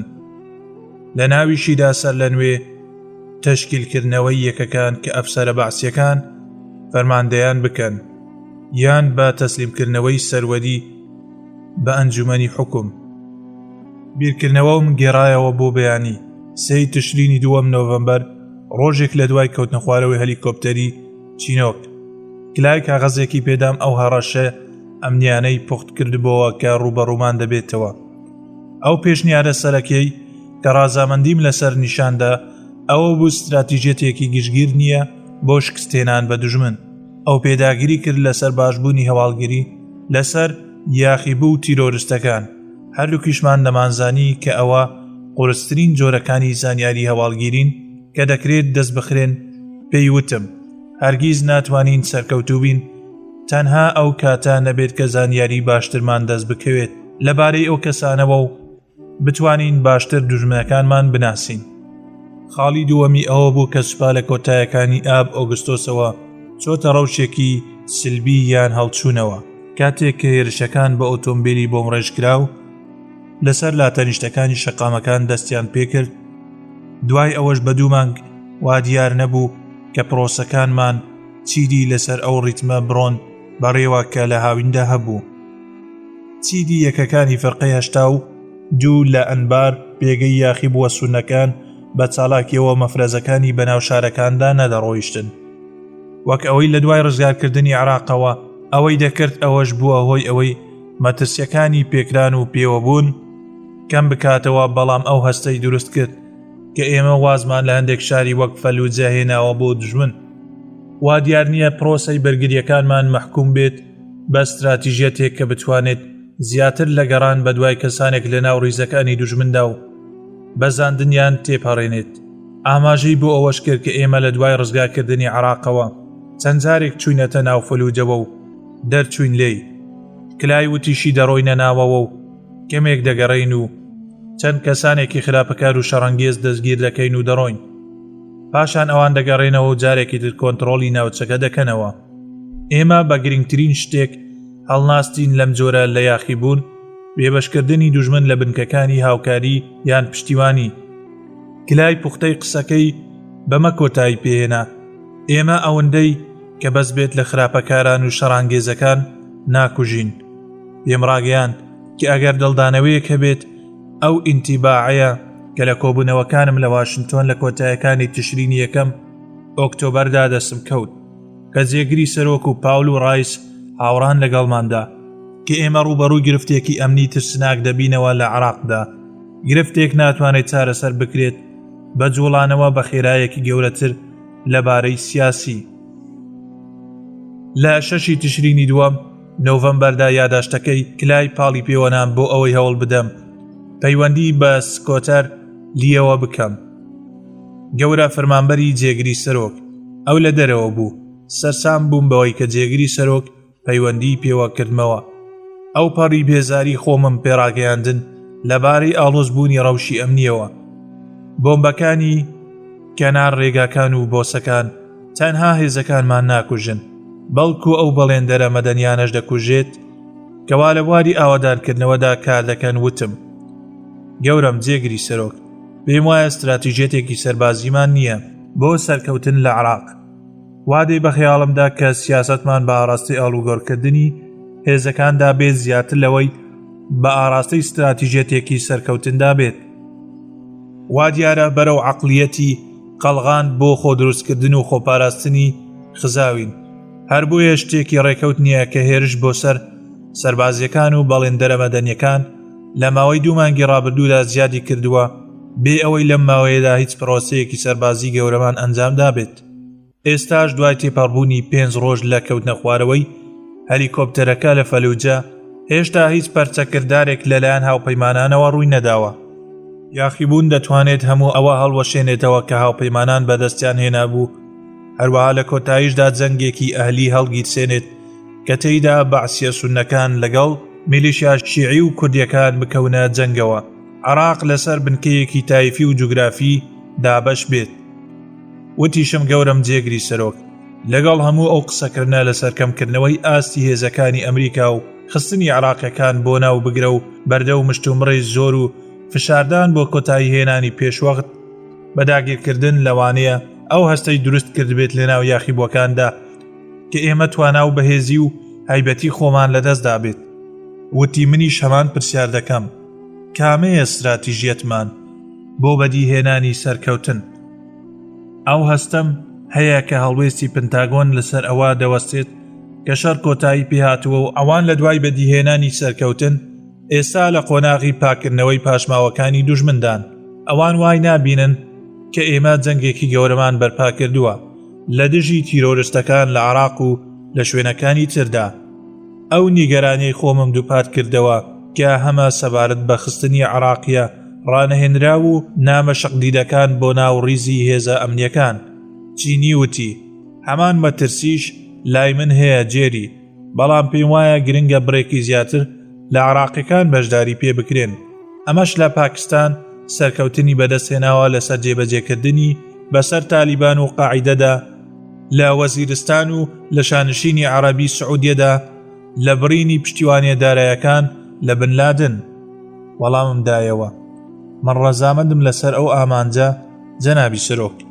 هەر لە سەرەتاشەوە وتومانە کە بەرگریکردن لە عێراق دەبێت دوجار ببێتە بەرپرسیارەتێکی عێراقی، بەڵام زیادکردنی هێزە عێراقیە ناکارامە و مەشق نەدیدەکان ناکرێت بخرێتە شوێنی استراتیژیەتێکی سەربازیەوە.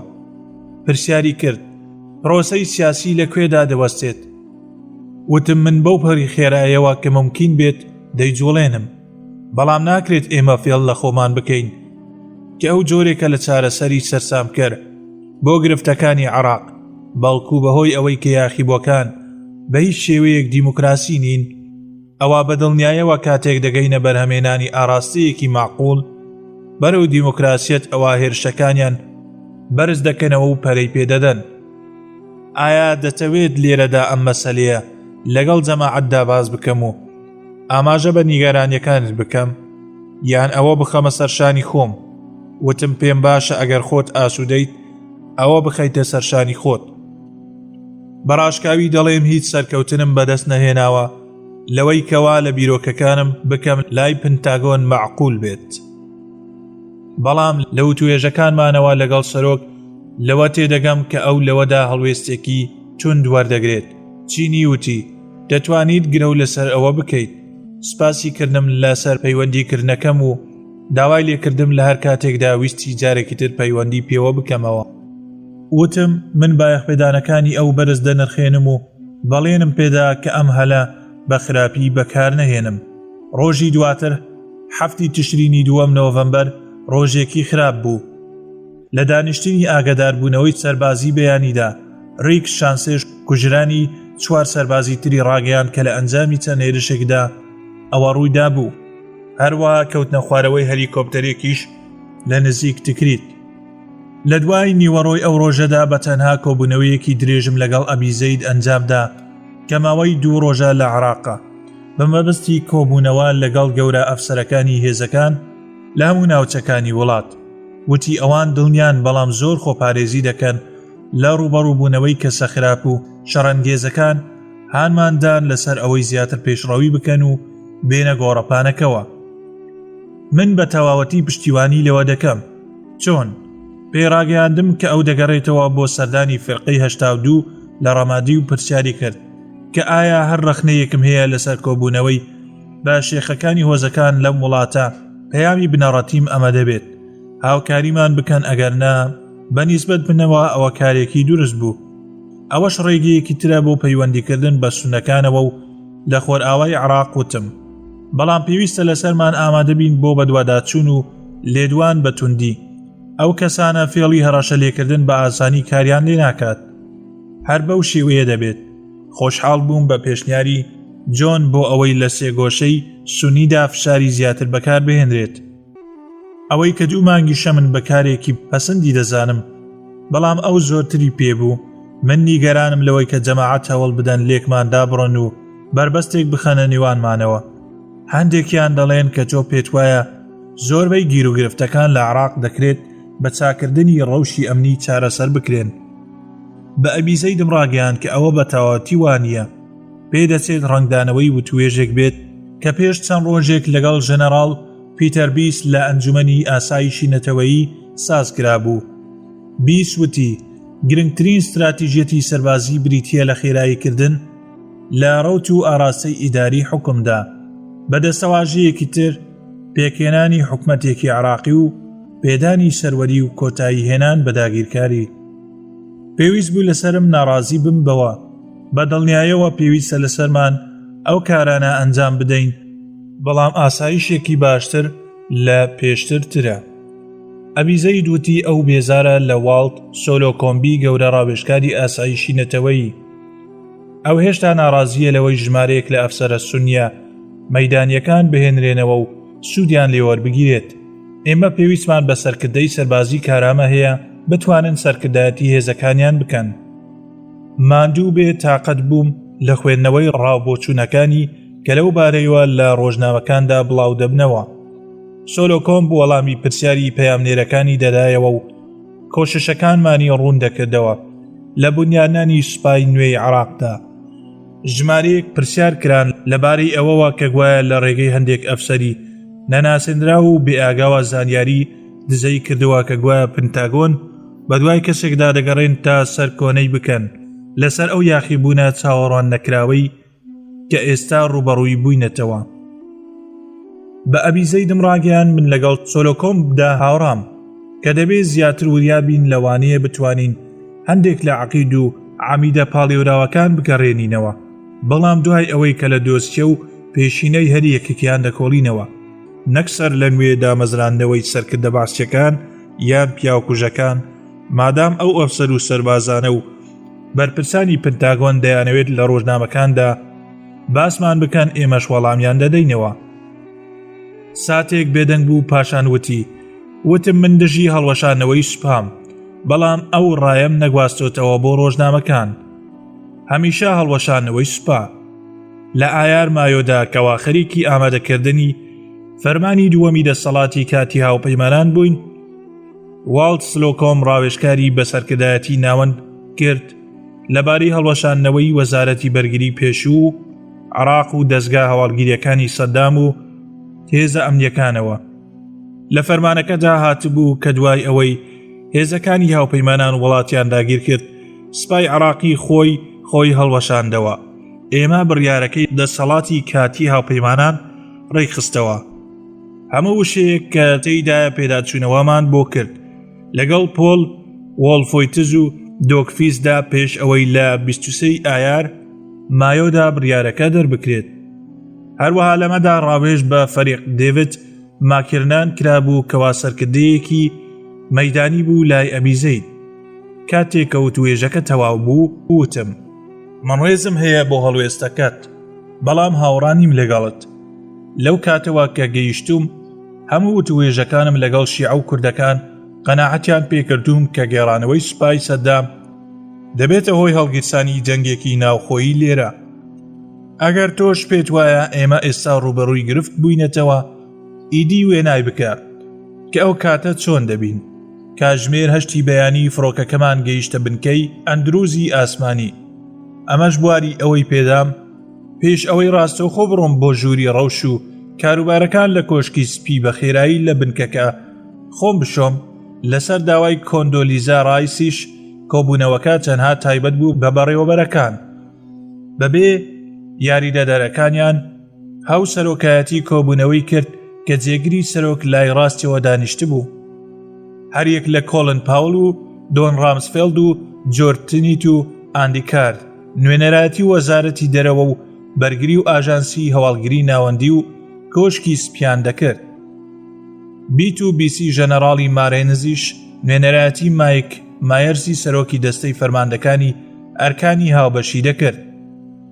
کاتێک لە دەوری مێزە لا کێشەکە کۆبووینەوە کە لە تەختەی ماهۆغانی دروستکرابوو، دیار بوو کە ئێمە گەیشتوینەتە ڕادەیەکی جیاکەرەوە لە پەیوەندیەکانمان لەگەڵ عێراق. ئەوەش کە لە ماوەی چەند ڕۆژی دواتردا لە واشنتۆن بڕیاری لەسەر دەدەین سیاسەتی سەربازی و سیاسی گشتگیرمان دادەڕێژێتەوە، بڕیاری بردنەوەیان شکست دەدرێت. لەبەر ئەوە پێویستە زاڵ بین بەسەر ماندوێتیدا و بەو پەڕی ڕوونیەوە هێڵا گشتەکان بۆ شێوازی نوێی پێشنیارکراوی کارکردنی دەسەڵاتی کاتی هاوپەیمانان دیاری بکەین. ڕایس داوای لێکردن پلانەکە شکار بکەمەوە بۆ پەیکەرە بنەڕەتیەکانی بۆ ئەوەی هەمووان لە ئەنجومەنی ئاسایشی نەتەوەیی لە مەبەستەکەمان تێبگەن. یەکەم جار بەوەدا چوومەوە کەوا چۆن گەیشتینە ئەو ڕێگە داخراوەی ئێستا. ڕوونیشم کردەوە کە ئامانجە استراتیژیەکەی هاوپەیمانان ئەوەیە بنەما هەمیشەیەکانی دیموکراسیەت لە عێراق دابنین. بڕوام وایە کە ئێمە پێویستمان بە دەستورێکە بۆ کێشانی سنووری ژیانی سیاسی و دامەزراوەیی. پلانە بنەڕەتیەکەشمان پێشبینی بەستنی کۆنگرەیەک دەکات بۆ نوێنەرە عێراقیەکان کە هەڵدەستن بە نووسینەوەی دەستوری هەمیشەیی.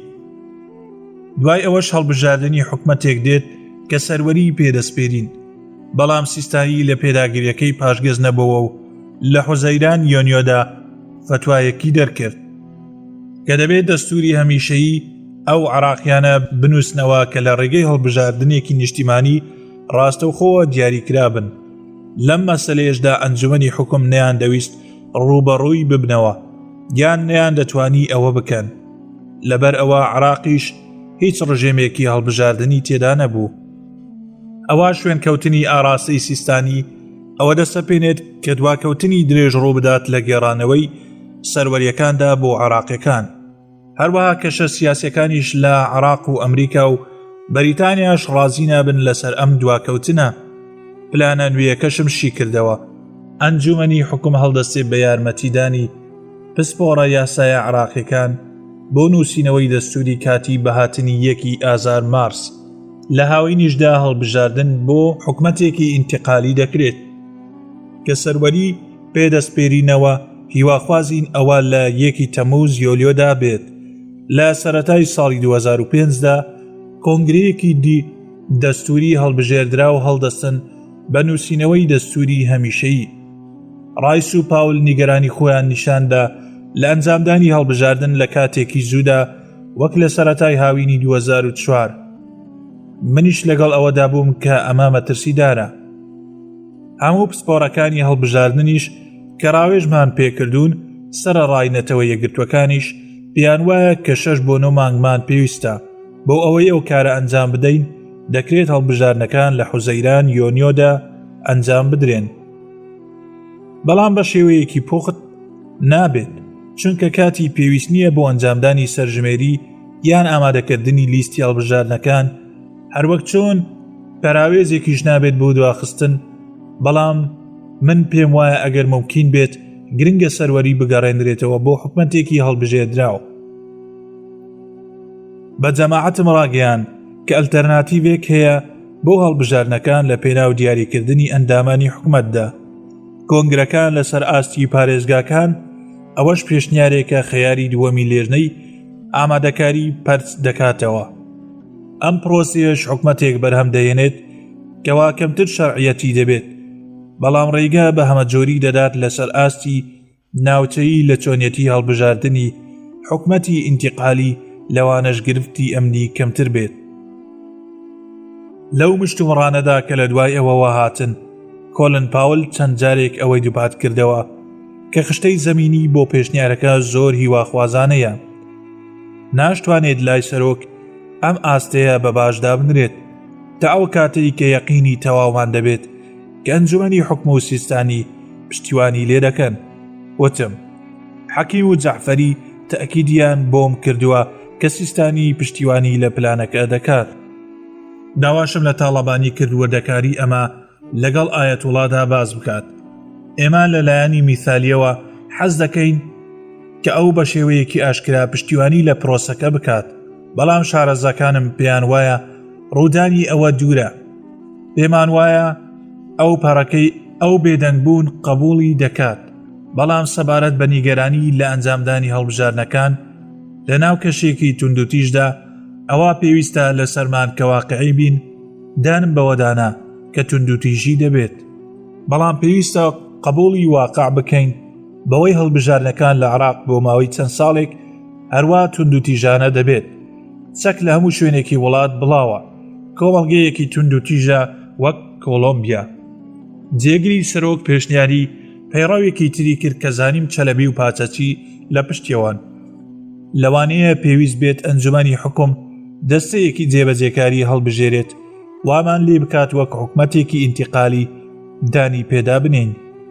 وەڵامم دایەوە کە ئەوە استراتیژێتێکی مەترسیدارە و ڕای خۆمم دووبارە کردەوە کە ئێمە بەلانی کەمەوە پێویستمان بە دەستورێکی کاتیە پێش ئەوەی سەروەری بدەینە دەستەیەکی هەڵبژێردرا و یان پاڵەفتەکراوەوە.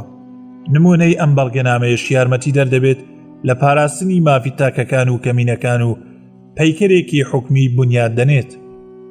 ڕایس بە توندی پێداگری کرد لە سەربوونی دەستورێک بۆ ڕێخستنی ژیانی سیاسی لە عێراق و پاراستنی مافی کەمینە و کەمینە عەرەبە سوننەکان و کوردەکان. دواتر مشتومڕ کرا لە سەرلایەنە باش و خراپەکانی ڕەوت و ئاراستەکە. لە قۆناغێکدا پاول بە سادەیی و بێ پێچ و پەناوتی هەموو ئەمە لە دەرەوەی بابەتەکەوە دەبێت تا ئەوەی مامەڵە لەگەڵ ڕەوشی ئەمنیدا دەکەین.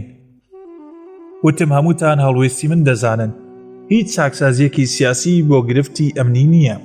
پێویستە لە سەرمان لە پرۆسەکانی هەڵبژاردن و گواستنەوەی سەروەریدا بە خێرایی بجوڵین، چونکە ئەمە ئەوەیە کە ئێمە و گەلی عێراق دەمانەوێت. بەڵام پێویستە لە سەرمان دان بەوەدا بنین کە ئەوە ناتوانێت شکست بە تیرۆریستەکان بهێنێت. پێش ئەوەی کۆبوونەوەکە دوا بخەین، لەسەر ئەوە ڕێکەوتن کرا کە پێشنیارەکەم بۆ گرتنەبەری سیاسی لە کۆبوونەوەی ئەنجومەنی ئاسایشی نەتەوەییدا باس بکرێت کە ڕۆژی دواتر خودی سەرۆکایەتی دەکات. پێویستە لەسەری ئەو خشتە زەمەنیە دیاری بکرێت کە ئەوە بۆ عراقیەکان دیاری دەکات. ئایا ڕاستپاردە بدەین بە هەڵبژاردننی حکومەتێکی کاتی لە ڕێگەی هەڵبژاردنەکانەوە یان لە ڕێگەی کۆنگرەکانەوە بێت لە ناوچەکاندا؟ سەرەڕای گرژی و ئاڵۆزیەکانیش توانیمان پێشکەوتن بەدەست بهێنین.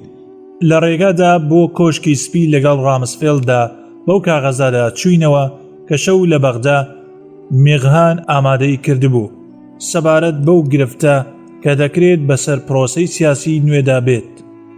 چونترین مەترسیەکانیش ئەوە بوو کە گەلی عراقی مەفهومی دەستوری کاتی ڕەت بکاتەوە، یان ئەنجومەنی حکوم لەسەر دەقەکە ڕێک نەکەوێت، یان نەتوانین پارێزگاری لە پشگیریەکەی سیستانی و شیعەکان بۆ پرۆسەکە بکەین.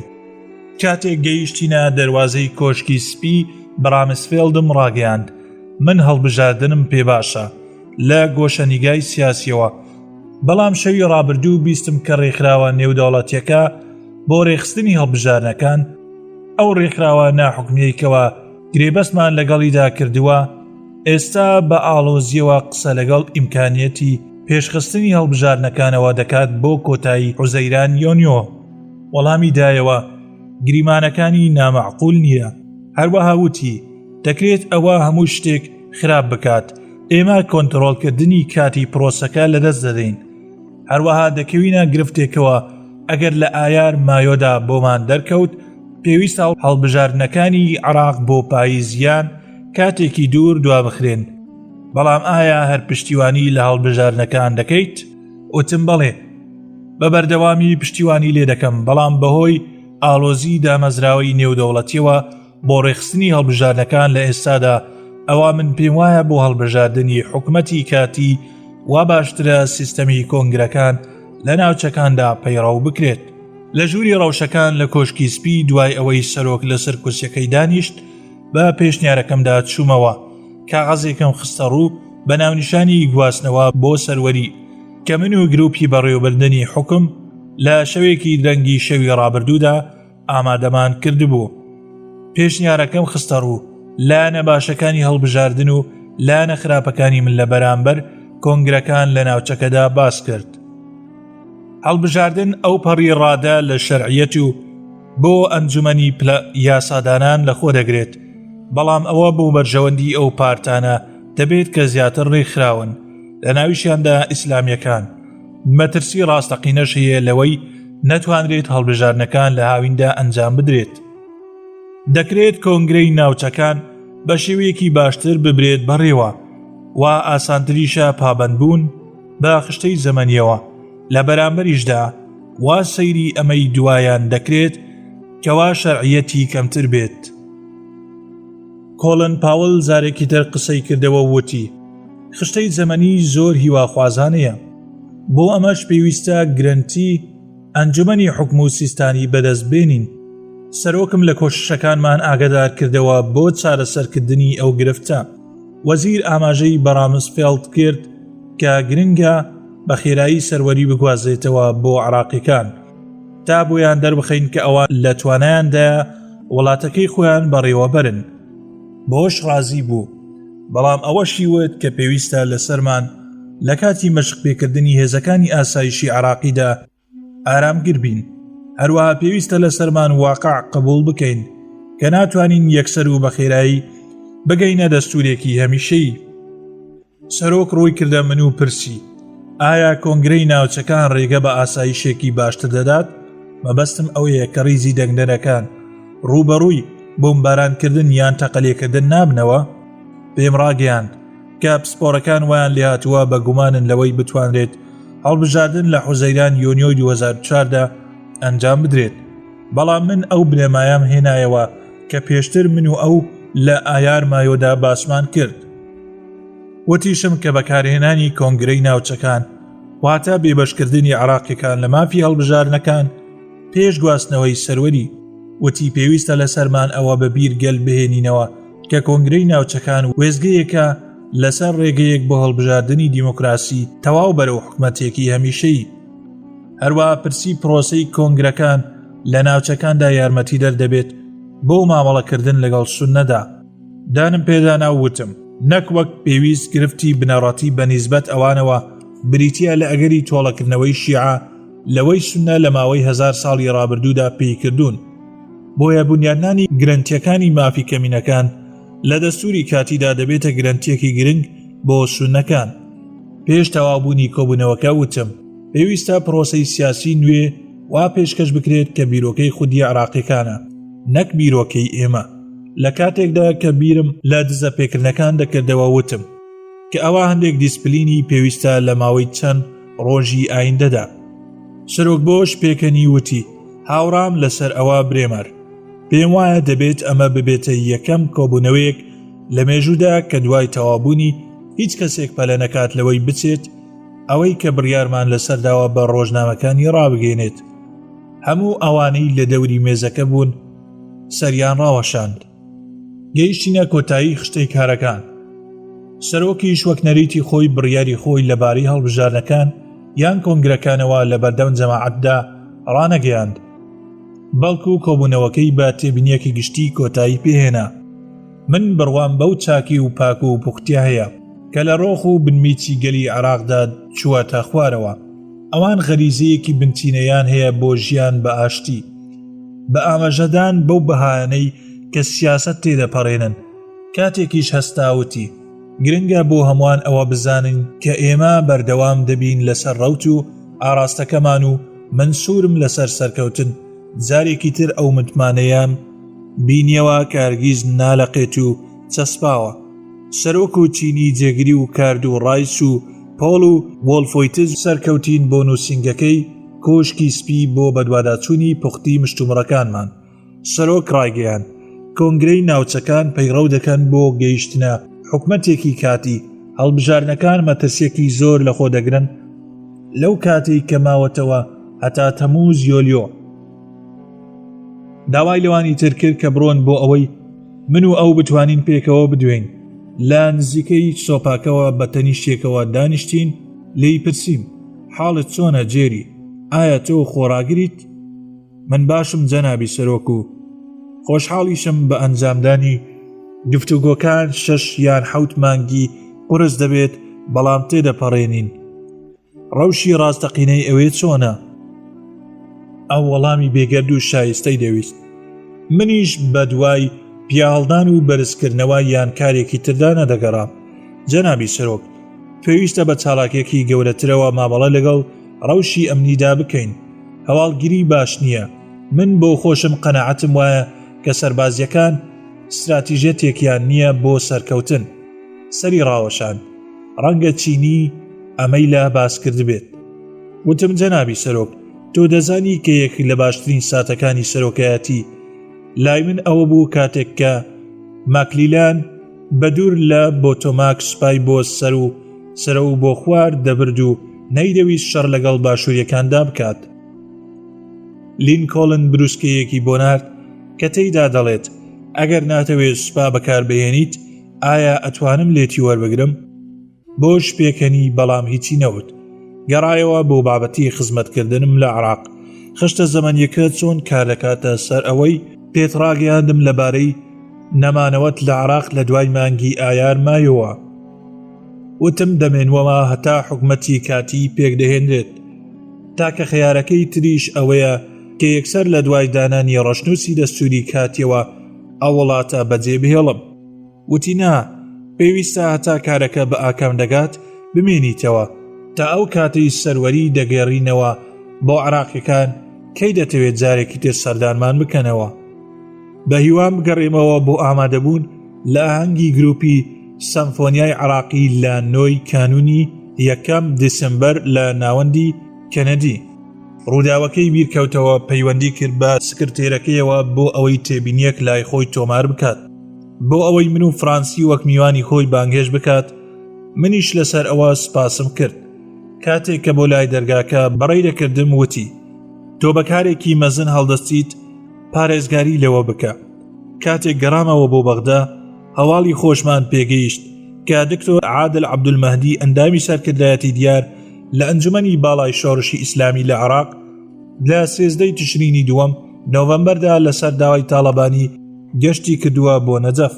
تاڵەبانی پێڕاگەیاندم کە عادل ئایەتوڵڵا سیستانی لە پرۆسەی نوێ ئاگادار کردوتەوە، ئەویش ڕازی بووە. هەروەها تاڵەبانی ئەوەشی وت کە ڕۆژی پێشتر خۆی چووە بۆ کەربەلا کە یەکێکی ترە لە شارە پیرۆزەکانی شیعەکان و لەوێ چاوی کەوتووە بە ئایەتوڵڵاکانی تر کەوا پلەیان نزمترە. ئەوان زۆر خۆشحاڵ بوون بە پلانە نوێیەکە. ئەوەشی دووپات کردەوە کە چەند جارێک پێوان ڕاگەیاندووە کە سیستانی و شیعە باوەڕدارەکان لەگەڵ هەر پرۆسەیەکی سیاسیدا دەڕۆن کە ببێتە هۆی دەستورێک کە دەستەیەکی هەڵبژێردرا و دایبنێن. لەلایەکی ترەوە گروپی بەڕێوەبردننی حکومی لای خۆمان خۆشحاڵ نەبوون بەلابردننی هەڵبژاردن کە حکومەتێکی کاتی لێ بکەوێتەوە، بەڵام وەک زانایان پسپۆڕەکانی هەڵبژاردن متمانەیان نەبوو بەوەی کە بتوانرێت لە هاویندا هەڵبژاردن ڕێک بخرێت. بۆیە پێمڕاگەیاندن بەسیەتی خەفەت خواردن ئەوەم بیرخستەوە کە سیاست هونەری ممکینە. ئەگەر لە ماوەی 6 مانگی ڕابردوودا شتێک فێر نەبوو بین، ئەوە هەموو ڕۆژێک فێری ئەو پەندە بووین. شەوی 14 تشرینی دووەم نۆڤەمبەر جارێکی تر لە ماڵەکەی خۆم چاوم بەنۆ ئەندامەکەی ئەنجومەنی سەرۆکایەتی حکوم کەوتەوە. عادل عەبدولمەهدی سەرۆکایەتی ئەنجومەنی باڵای شۆڕشی ئیسلامی لە عێراق کرد، چونکە سەرۆکی حیزبەکەی لە دەرەوەی وڵات بوو. بە نەخشەی ڕێگانویەکەدا ڕۆیشتمەوە و سپاسی هاوکاریانم کرد و هەروەها سپاسی تاڵابانیشم کرد بۆ سەرۆکایەتیکردنەکەی. سەرکردایەتی ئەنجومەنی حکوم زۆر خۆشحاڵ بوون. عادل ڕایگەیاند کە سیستانی ڕازی بووە لەسەر پرۆسە نوێیەکە، ڕێکەوتنیش لەسەر ئەوە کرا کە بەیانی ڕۆژی دواتر تاڵەبانی لەگەڵ ئەنجومەنی حکومدا کۆ ببێتەوە بۆ توێژکردن لەسەر ئاراستە نوێیەکە و دانپێدانانی لەسەر ئەوەی کە هیواخوازینی. دوای ئەوەی دەتوانن بانگێشتی من و دەیڤد ڕیچمۆندی هاوڵە بەریتانیەکەم بکەن بۆ ئەوەی نزیکی نیوەڕۆ لەگەڵ هەموو ئەندامەکانی ئەنجومەنی حکومدا کۆبوونەوە بکرێت، بۆ ئەوەی کاتژمێر 3 پاش نیوەڕۆ ئەوە لە بەردەم پەیامنێرەکاندا ڕابگەیەنرێت. لە کاتێکی درەنگی ئەو شەوەدا ڕایس پەیوەندی کرد. خۆشحاڵ بوو بەو پێشکەوتنەی کە بەدەستمان هێناوە و نیازی ڕاگەیاندنی لە ڕۆژی دواتردا. بەهۆی تاڵی ئەزمونەکانەوە زیاتر لە زانیاری جەخت لێکرا و بە ئاگام هێنایەوە کە پێویستە تەواو دڵنیا نەبێت لە سەرکەوتن وتم. 2000 ئەمە عێراقە. لە ڕۆژی دواتردا 15 تشرینی دووەم نۆڤەمبەر کاتژمێر 12:30 خولەک من و ریچمۆند بانگهێشت کراین بۆ ماڵی تاڵەبانی. گروپی بەڕێوەبردننی حکوم کەلامان بوو پلانەکەت کورت کردبەوە بۆ ڕێکەوتنێک لە نێوان دەسەڵاتی کاتی هاوپەیمانان و ئەنجومەنی حکومدا و شەوی پێشوو ڕەشنووسەکەی ناردبوو بۆ تاڵەبانی. ئەنجومەنی حکوم ماوەی چەند کاتژمێرێک بوو لە کۆبوونەوەدا بوون و بە شێوەیەکی ناڕێک و پێک و توێژ لەسەر پلانەکە کرابوو.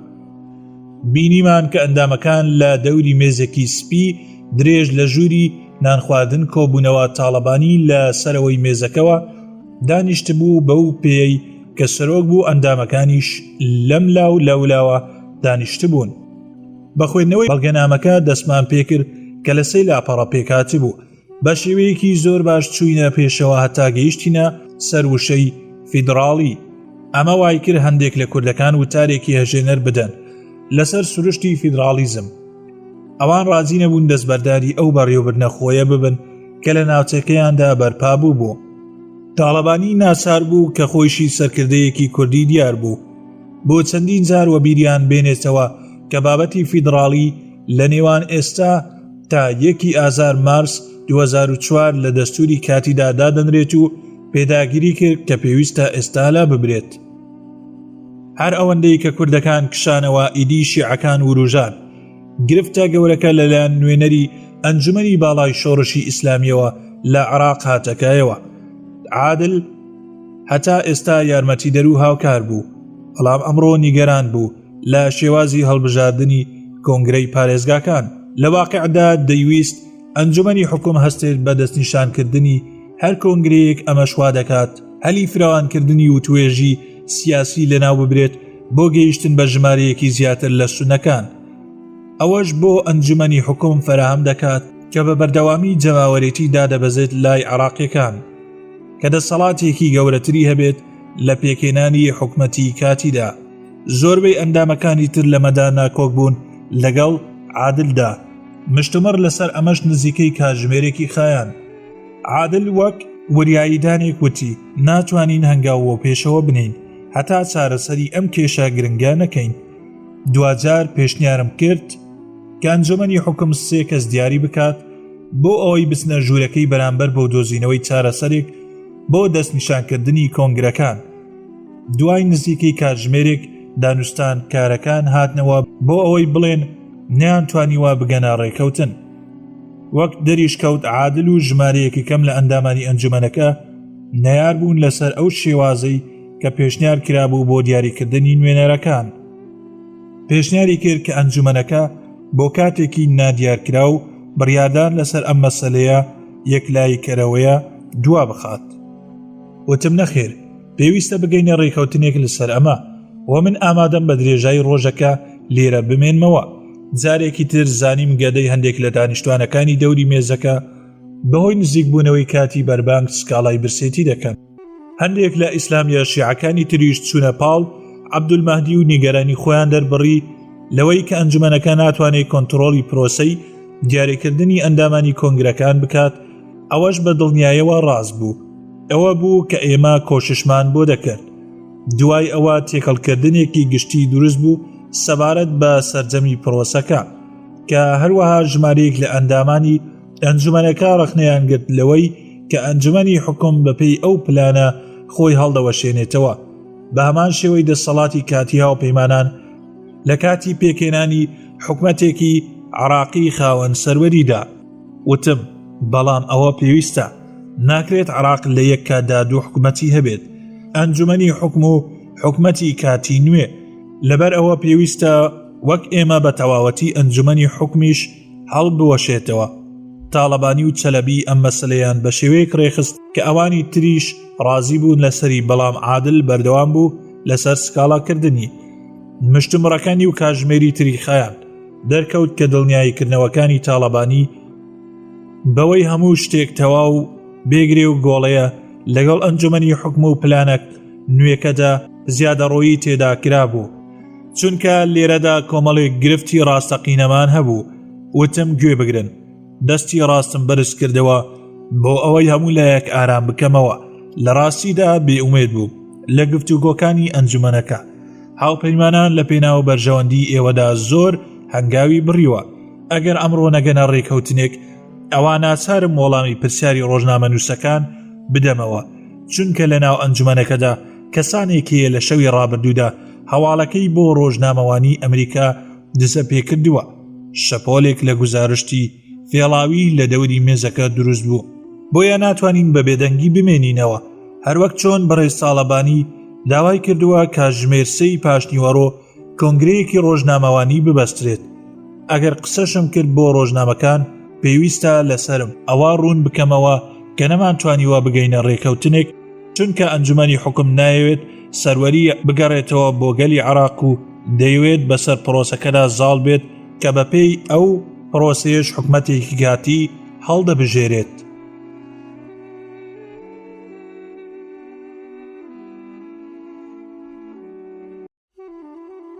ئێستا گوزارشتی شڵەژان لە سەردەموچاوی ئەوانە بەدەرکەوت کە لەسەر مێزەکە لە ژووری نانخواردنەکە دانیشت بوون، بەڵام وشەکانم بەرهەمدار بوون. دوای خولێکی نوێ لە مشتومڕی گەرم تاڵەبانی پێشنیاری کرد پلانەکە بخرێتە دەنگدانەوە. بەمەش 20 کەس لە ئەندامەکان ڕەزامەندیان لەسەر پلانەکە نیشاندا و 4 کەسیش ناڕازی بوون، لە ناویشیاندا عادل. کاتێک کە من و تاڵەبانی و ڕیچمۆند ئیمزامان لەسەر ڕێکەوتنەکە دەکرد، هەستم بە شەپۆلێک لە ئاسوودەیی و گەشتبینی کرد کە خۆمم ناچار کرد بیشارمەوە و دواتر ڕۆیشتین بۆ کۆنگرە ڕۆژنامەوانیەکە کە لە ناوەندی ئەنجومەنەکە من و تاڵەبانی دوای نیوەڕۆی ئەو ڕۆژە ڕێکەوتنەکەمان لە بەردەم ڕۆژنامەنووساندا ڕاگەیاند. لە لێک ئاڵانێکی گەورەدا بردمانەوە، بەڵام لە دواساددا وەرچەرخانێک لای هەندێک لە شیعەکان دروست بوو. پێویست بوو هەستین بە کارێکی جددی لەگەڵیاندا. ئەگەر سیستانی پشتیوانی ئەوانی هەڵبژاردایە ئەوە ئێمە شیعەمان دەدۆڕاند. لە بەیانی ڕۆژی دواتردا گەورە فەرمانبەرەکانم بانگهێشت کرد بۆ ژووری کۆبوونەوەکان بۆ پێداچوونەوەی کاریگەری ڕێکەوتنەکەی 15 تشرینی دووەم نۆڤەمبەر لەسەر کارەکەمان. وتم ئێمە پلان دادەڕێژین بۆ ئەوەی لە مانگی تەمووز یۆلیۆی ئایندەدا لە عێراق بچینە دەرەوە. هەندێک بەم هەواڵە ئاسوودە بوون و هەندێکی تریان پێی شڵەژان. بەردەوام بووم و وتم ئەوەش دەزانم کە هەمووتان زۆر کارتان هەیە تەواوتان نەکردووە. ئێستا قەبارەی پلانە استراتیجیەکەمان بۆتە 153 لاپەڕە. لەوانەشە یەک لە سەرسەی ئەنجامدرا بێت کە ئەولیەتیان هەیە.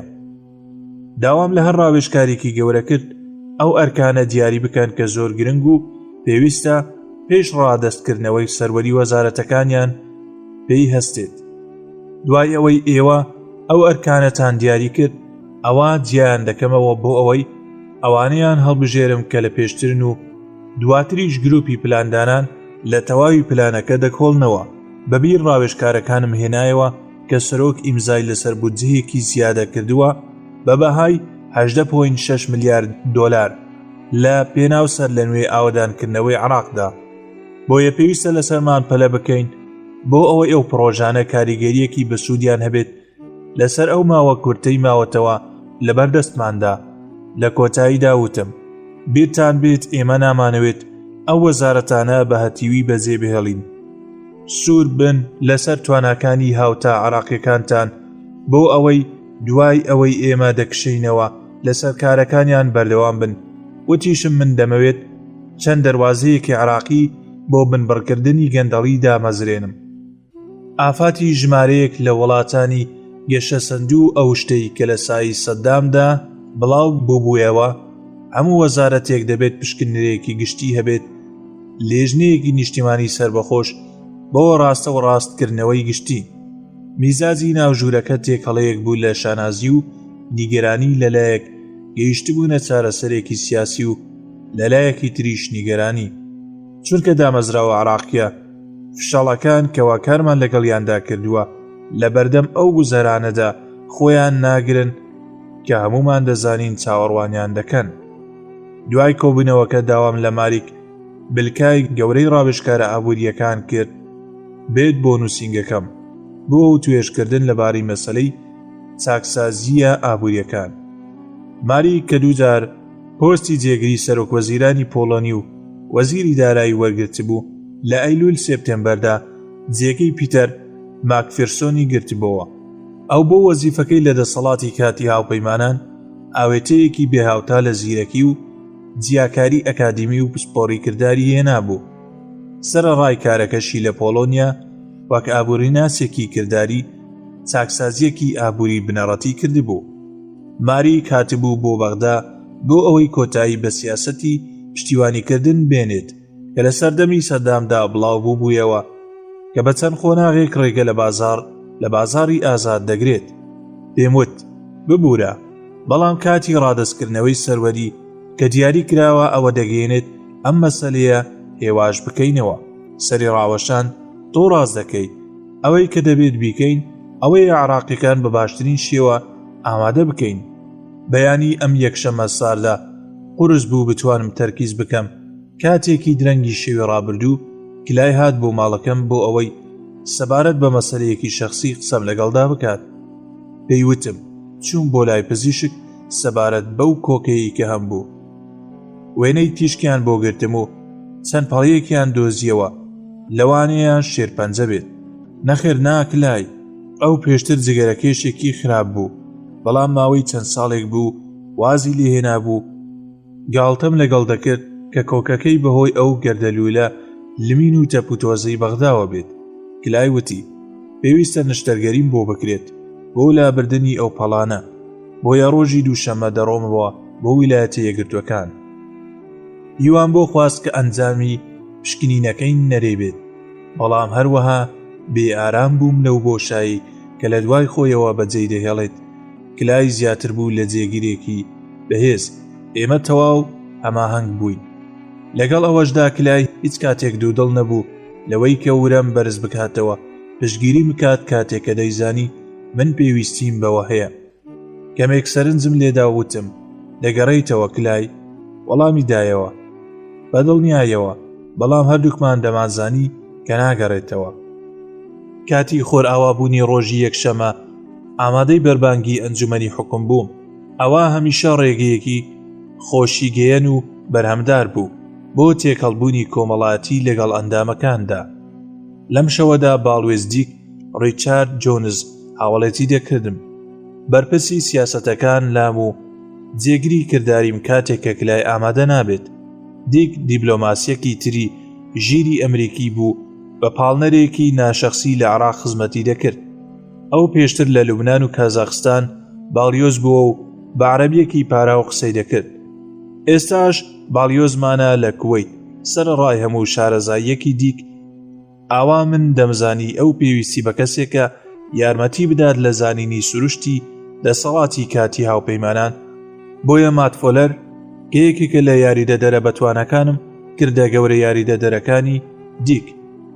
مات لەو کاتەوە کە هاتبووم لەگەڵمدا بوو کە دەمزانی دیک لە دەستی کەسێکی ئەمیندا دەبێت. لە کاتی نانخواردندا موفەق ڕوبەیعی بردمیە لاوە.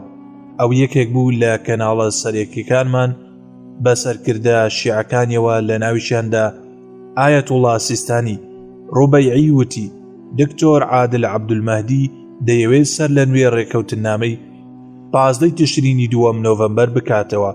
بۆ ئەمەش بەگەلۆریەوە 13 ئەندامە شیعەکەی ئەنجومەنی حکمی بانگێشت کردووە بۆ ئەوەی سبەینی بۆ توێژکردن لەسەر ئەو مەسەلەیە کۆ ببنەوە. نەفرەت هێشتا مەرەکەبی ڕێکەوتنامەکە وشک نەبووتەوە.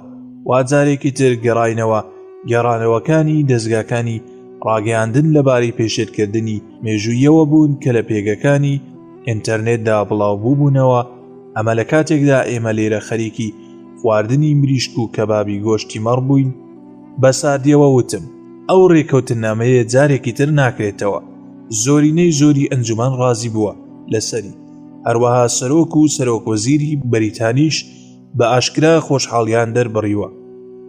سەرسامی لەسەر ڕوخساری ڕوبەیعی پەیامبەری پاک و بێگەل بەدیارکەوت. گرفتێک نییە لەوانەیە ئەو ڕادەی تووڕەیی من بە جەماعەتی نەجەف ڕابگەێنێت. وتیشم من زۆر عادلم لەبەر چاو کەوتووە. عادل لە هەفتەی ڕابردوودا 3 جار پێی وتم کە ئەو بەتوندی پشتیوانی لە ڕێکەوتنەکە دەکات. لەوانەش شەوی هەینی کاتێک کە پێڕاگەیاندین سیستانی ڕازیە لەسەر پلانەکە. بۆچی لە ناکاو بووە دژێکی سەرسەخت؟ بە شێوەیەکی هێواش وتی لەوانەیە زانیاری تازەی پێگەیشت بێت. پرسییم بەڵام لە کێوە؟ عادل 2 جار دڵنیای کردمەوە کە عەبدولعەزیز حەکیمی سەرکردەی حیزبەکەی ڕازی بووە لەسەر پلانە نوێکە. وتم با بێ پێچوپەنا قسەت لەگەڵ بکەم. دکتۆر ڕوبەیعی ئەگەر شیعە سوور بوون لەسەر هەڵوێستەکە ئەوە ئەگەری زۆرە ئەمە دوو ئەنجامی هەبێت. هەردووکیان خراپە. ئەنجامەکە دابەش دەبێت بەوە شتێک دەچێت. پاشانیش ناچار دەبین کە گواستنەوەی سەروەری بۆ ماوەی 2 ساڵی تر دوا بخەین تا ئەو کاتەی ڕێگەیەکی تر دەدۆزینەوە. ئەگەر ئەوەش ڕوویدا ئەوە ناچار دەبم بەگەلی عێراقی ڕابگەێنم کە هۆکاری ئەو دواخستنە دەگەڕێتەوە بۆ لایەنی شیعە. دیار بوو ڕوبەیعی زیاتر مۆن و گرەش بوو. وتم لەبیرت بێ هاوپەیمانان هەنگاوێکی دوور و درێژیان بڕیوە بۆ ئەوەی لەگەڵ ئایەتوڵڵا سیستانیدا ڕێک بکەون لەسەر هەموو شیعەیەکی عێراقیشە دەرەکبەوە بکات. دواتر داوام لە میگهان کرد بچێتە بنکەڵێشەی عادڵەوە بزانێت چی هەڵوێستی پێگۆڕیوە. عادل یەکێک بوو لەو سیاسی عێراقیانەی کە بینی و من و پێیان سەرسام بووم. ئەو ئابووری خوێندبوو. دوورە وڵاتێکەشی لە فەڕەنسا بەسەر بردبوو کە هێشتا خێزانەکەی لەوێ دەژی. هەردووکمان حەزمان لە خوان و چێشخانەی فەڕەنسیە. ئەو کەسێکی میانڕەوە سەرڕای ئەوەی کە ئەندامێکی گەورەیە لە حیزبی ئەنجومەنی باڵای شۆڕشی ئیسلامی لە عێراق. دوای بینینی عادل میگهان پێیوتم کە ئەو تووڕەیە لەبەر ئەوەی کە بەدەنگدان بڕیارەکەمان سەپان. ئەوەش وەک ئەوە دەڵێت ئەو دەڵێت پێشێلکردنی بنەمای کۆدەنگیە کە ئەنجومەنی حکم لە بڕیارە گرنگەکاندا لەسەری ڕێکەوتووە. هەروەها مەترسی زۆریشی هەیە عادل نیگەران و لە هەڵوەشانەوەی ئەنجومەنی حکوم دوای ئەوەی هەندێک دانپێدانانی دەوڵەتی بەدی هێنابوو. بە میگهانم ڕاگەیاند لەوانەیە ئەوە بەوە نەرم و سانا بکەینەوە کە ڕاستە ئەنجومەنی حکوم وەک دەستەکە نامێنێت، بەڵام دەکرێت ئەندامەکان وەک پەیامدەر بخرێنە ناو کۆمەڵەی ئینتیقالیەوە. هەروەها ئەو نیگەرانە سەبارەت بە پێکێنانی ئەنجومەنی ئێستای پارێزگاکان کە ڕۆڵێکی گرنگ دەبینێت لە دیاریکردنی کۆنگرەی ناوچەکاندا. لە کاتێکی دواتردا لەگەڵ عادل کۆبوومەوە و دووبارەم کردەوە کە ئەنجومەنی حکومبوونی نامێنێت، بەڵام ئێمە ڕێگەیەک دەدۆزینەوە بۆ ئەوەی ڕۆڵێکی گرنگ ببەخشینە ئەندامەکانی لە حکومەتی ئایندەدا. پێم ڕاگەیاند ئێمە هاوڕاین لەسەربوونی گرفت لە هەندێک لە ئەنجومەنەکانی پارێزگاکاندا. ڕۆژێکیان سەربازیەکانمان ڕاستەوخۆ لە دوای پرۆسەی ڕزگاریەوە کۆیان کردوونەتەوە. زۆر جاریش بێ ئەوەی بە ئاگا بن لە ڕەوشی سیاسی ناوچەکان دەشزانین کە لە ناویاندا باسیەکان هەن، نەک تەنها لە سێگۆشەی سونیدا بەڵکو لە شارە گەورەکانیشدا.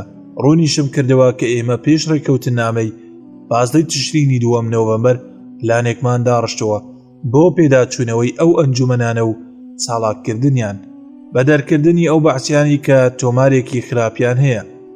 هەروەها ئێمە دەمانەوێت لەو پرۆسەیەدا کار لەگەڵ ئەنجومەنی حکومدا بکەین.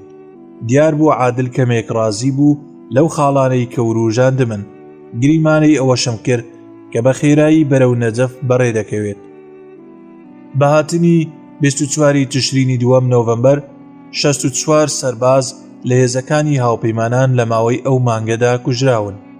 وێناویترین مانگ لە دوای پرۆسەی ڕزگاریەوە لە ڕێگەی تەقینەوەکان و هێرشەکانی دەستوەشاندن بە RPG و هەڵاتن و تەقەی قەناسەکانەوە، هەروەها ژمارەیەک لە شوفێری ئۆتۆمبیلەکانی بەڵێندەرە مەدەنیەکانیش کوژرا بوون و هەندێکیان لە بۆسەی کاروانەکاندا کوژرا بوون. دیار بۆ ڕەوشەکە بەرەو خراپتر دەڕۆیشت. دوای نیوەڕۆی ئەو ڕۆژە من و جۆن ئەبیزەید و ڕیکس سانشێز بەهۆی کۆنگرەی تەلەڤیزیۆنی پارێزراوەوە چوینە ناو کۆبوونەوەی ئەنجومەنی ئاسایشی نەتەوەیەوە. هەڵسەنگاندنی خەمهێنەرانەی جۆن بۆ ڕەوشەکە زۆربەی کۆبوونەوەکەی داگیر کرد. ئەبیزەید وتی کە سەرکردایەتیەکەی پێی وایە نزیکەی 5000 بەعسی دڵسۆز هەیە کە مایەی زۆرترین هەڕەشەن بۆمان. هیواخوازە زانیاری باشی هەواڵگیری لەبارەی بنیادی هەرێمی نیشتیمانی یاخیبوونەوە لە ماوەی 2 هەفتەدا دەست کەوێت. پاشا شتێکی وت کە کتوپڕ بوو بەلامەوە. پێویستە هێزەکانی ئاسایشی عراقی بە شێوەیەک لە پێشەوە بهێڵینەوە کە ببینرێن، بەڵام پێویستە زیادەڕەوی نەکەین لە هەڵسەنگاندنی هێزە عراقیەکاندا. ئەوان هێشتا بە هیچ شێوەیەک نزیک نەبوونەتەوە لەوەی کە بتوانن بە تەنها خۆیان هەڵسوکەوت بکەن.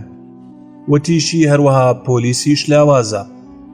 هێشتا پێویستە لەسەر هاوپەیمانان کە خۆیان بە زۆربەی کارە سەربازیە قورسەکان هەستن. هەلیلویا 2000 گوێم لە هەڵسەنگاندنێکی واقعی بوو لەبارەی تواناکانی هێزە ئەمنیەکانی عراقەوە.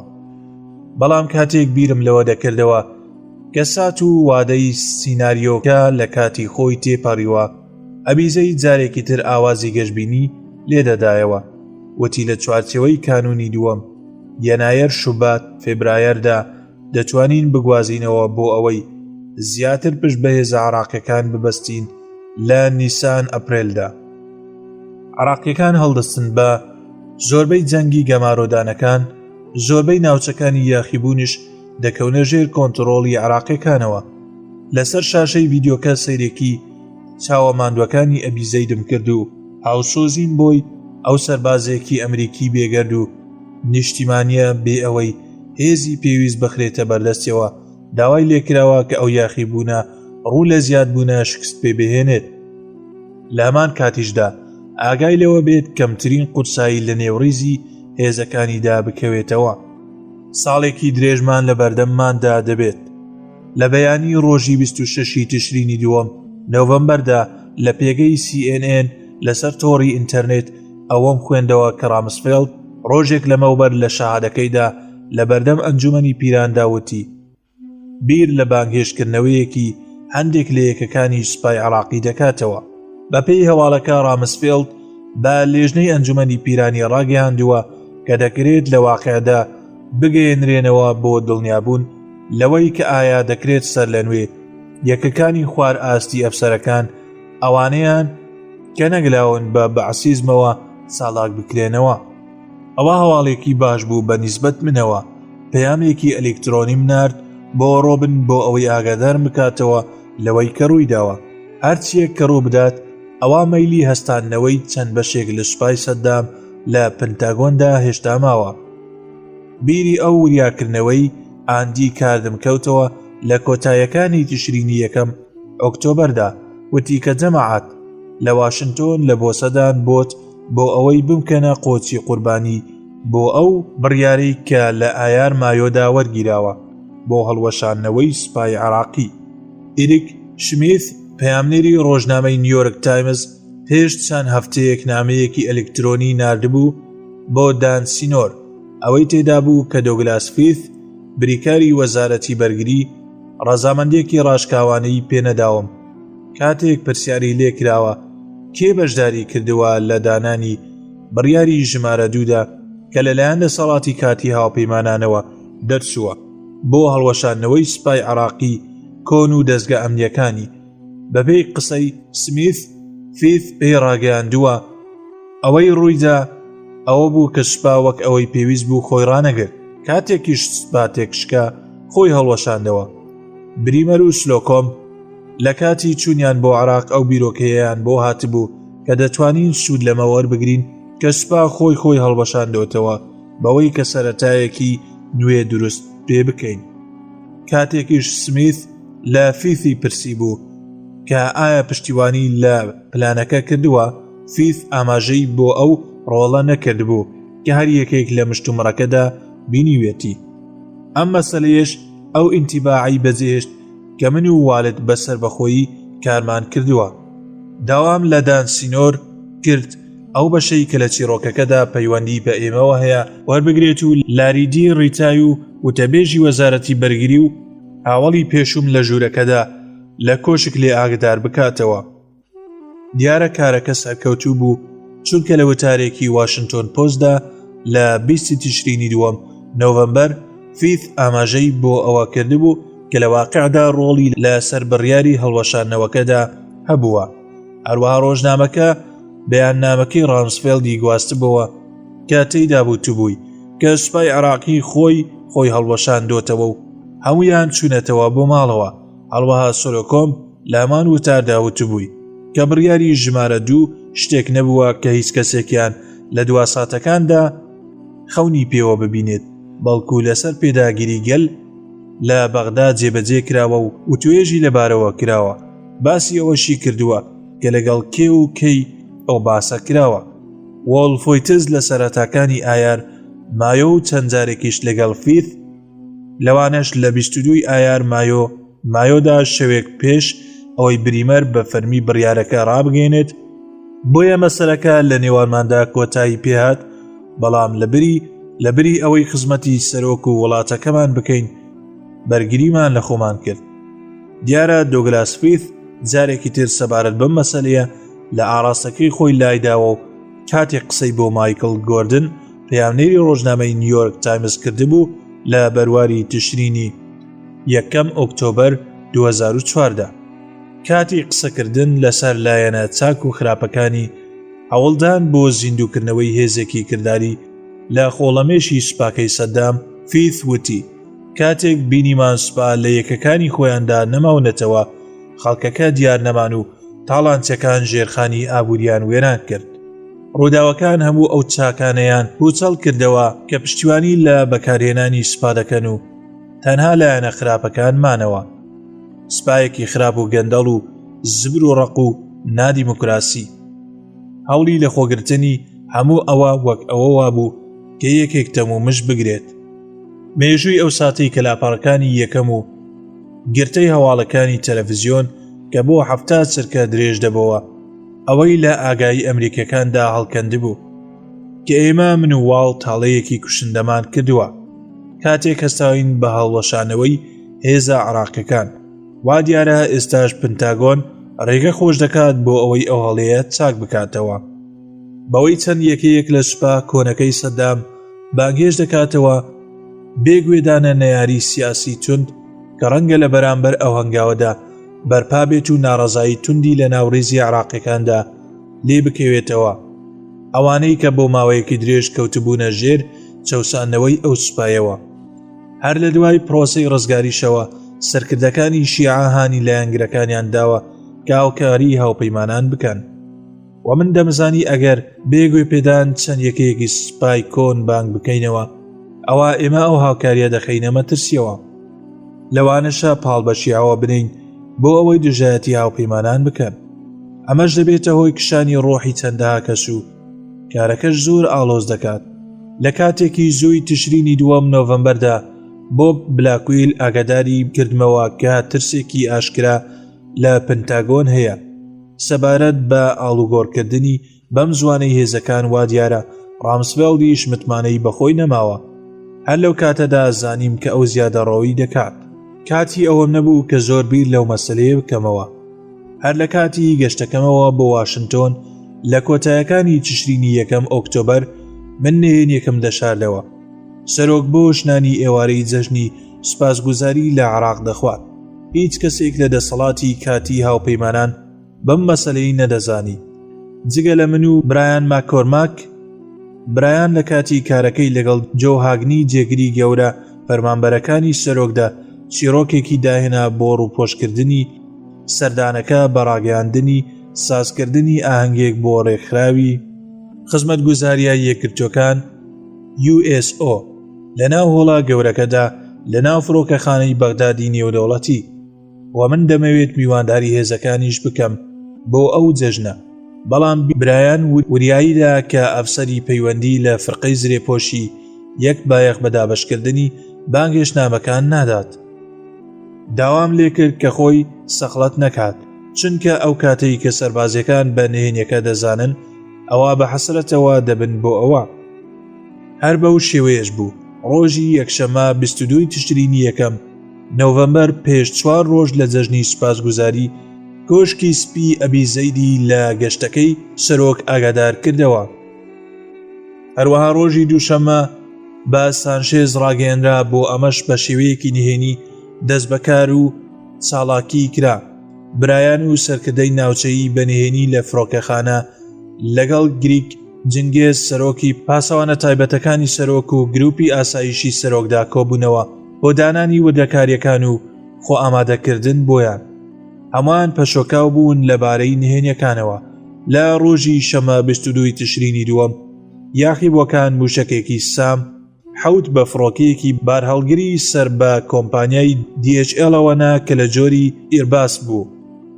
کاتێک لە فڕۆکەخانە هەستا موشەکە گەرمیەکە لە یەکێک لە بزوێنەرەکانی فڕۆکەکەدا تەقیەوە. بەڵام فڕۆکەوانەکان سەرکەوتوو بوون لە نیشتنەوەی ناساریدا. سوپای سەدام بە هەزاران دانە لەم موشەکە زەوی بە ئاسمانانەی هەبوو.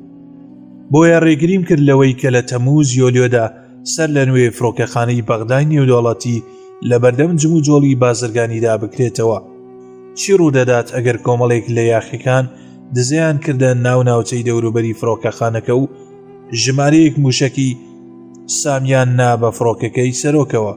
هێزەکان بانگهێشت نەکرابوون بۆ ئامادەکردنی نمایشی ڕێکخراوی خزمەتگوزاریە یەکگرتوەکان. بەڵام هەواڵەکە گوازرا بووە بۆ فرقەی یەکەم بۆ ئەوی پێشبینی ئەوە بکات کە هەموو یەکەیەک بە کۆمەڵێک سەربازی پیا و ژن بەشداری بکات.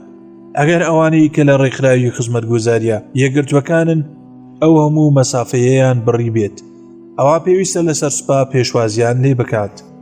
دەبوو فشار بخەمە سەر گروپی ڕۆژنامەی ناوچەیی بۆ ئەوەی ژمارەیەک لە پەیامنێریانی ڕۆژنامەکان و تەلەڤیزیۆنەکان ناچار بکەن ئامادەی نمایشەکە بن، چونکە بڕیار بوو کە سڵاوی سەرۆک لە جەژندا بخوێنمەوە و وتارێکی گەرموگۆڕ بۆ هێزەکان پێشکەش بکەم. ڕۆژنامە نووسەکان پێیان وابوو ڕاستیشیان دەکرد کە ئەم نمایشە گونجاو نییە بۆ ئەوان کە جەنگ گەوزاندبوونی.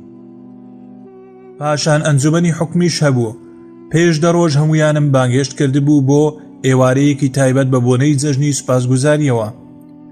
بە هیوای ئەوەی ژیری و تێگەیشتووی ئیسلامی تەقلیدی پاڵیان پێوە بنێت بە ئامادەبوونیان وەڵامی چاکەی ئامادەبوونی هەموو ئەو بەربانگانەی من بدەنەوە. نەشمانوی زۆریان لێ بکەین لە ترسی ئەوەی کەنەک بزانن کە شتێکی ڕێکخراو هەیە، بەڵام پێداگیریم کرد لەسەر ئەوەی کە تاڵەبانی ئامادە بێت.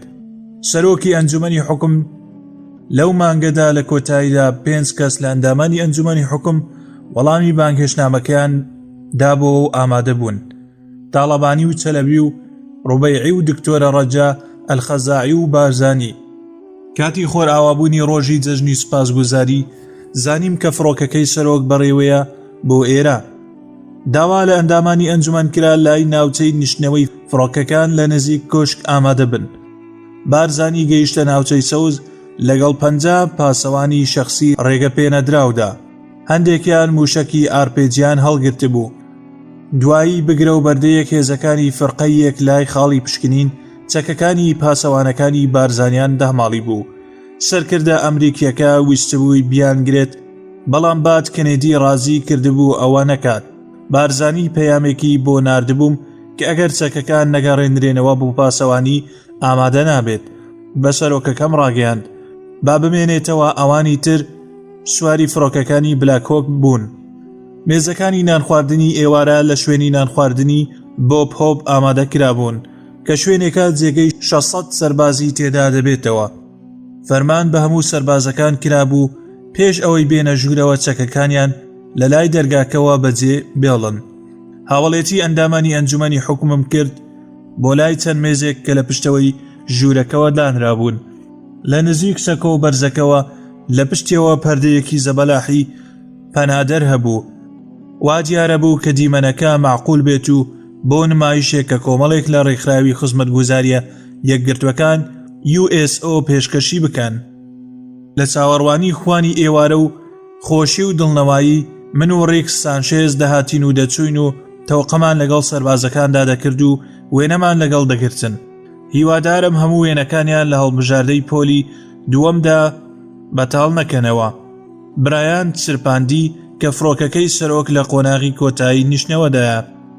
ڕێکس سانشێز ڕۆیشت بۆ لای فڕۆکەکە بۆ ئەوی پێشوازی لە سەرۆک بکات. من و عەمید مارتی دمبسی بە خێرایی چوین بۆ پشت پەردەکە. دوای 5 خولەک سەرۆک هاتە ژوورەوە و ئارامی پێوە دیار بوو. سەیری دەوروبەری خۆی کرد. بەخێر هاتی بۆ عراقی ئازاد جەنابی سەرۆک. بەتوندی باوەشی پێدا کردم. مارتی دمبسی چاکەتی فڕقەی یەکەمی دایە سەرۆک. ئەویش خێرا لەبەری کرد پاشان ئەو پلانم بۆ باس کرد کە برایان ماکورماک ئامادەی کرد بوو. سەرۆک پێکەنی وتی ئەمە مەزنە. من و سانشێز لە پشتی پەردەکەوە هاتینە سەر سەکۆکە. ڕێک هەندێک وشەی بەخێرهاتنی ئاڕاستی سەربازەکان کرد. پاشان بەرەو لای من وەرچەرخاوتی جەنابی باڵیۆز، ئایا دەفەرموویت بۆ خوێندنەوەی ڕاگەیاندنی سەرۆک لە جەژنی سوپاسگوزاریدا؟ کاغەزەکەم لە باخەڵی چاکەتەکەم دەرهێنا وەک ئەوەی بمێت وشەکانی سەرۆک بۆش بخوێنمەوە. بەڵام تۆزێک لە بەردەم مایکرۆفۆنەکەدا وەستام پاشان وتم سوپاس بۆ تۆ ژەنەڕاڵی بەڕێز، بەڵام تەقلیدەکە وا دەخوازت کە بەرزترین نوێنەری ئامادەی حکومەتی ئەمریکا وشەکە بخوێنێتەوە. وەستان بۆ ئەوەی کاریگەریەکە دروست بێت. ئایا هەر نوێنەرێکی تر هەیە لەم ژوورەدا لە من بەرزتر بێت؟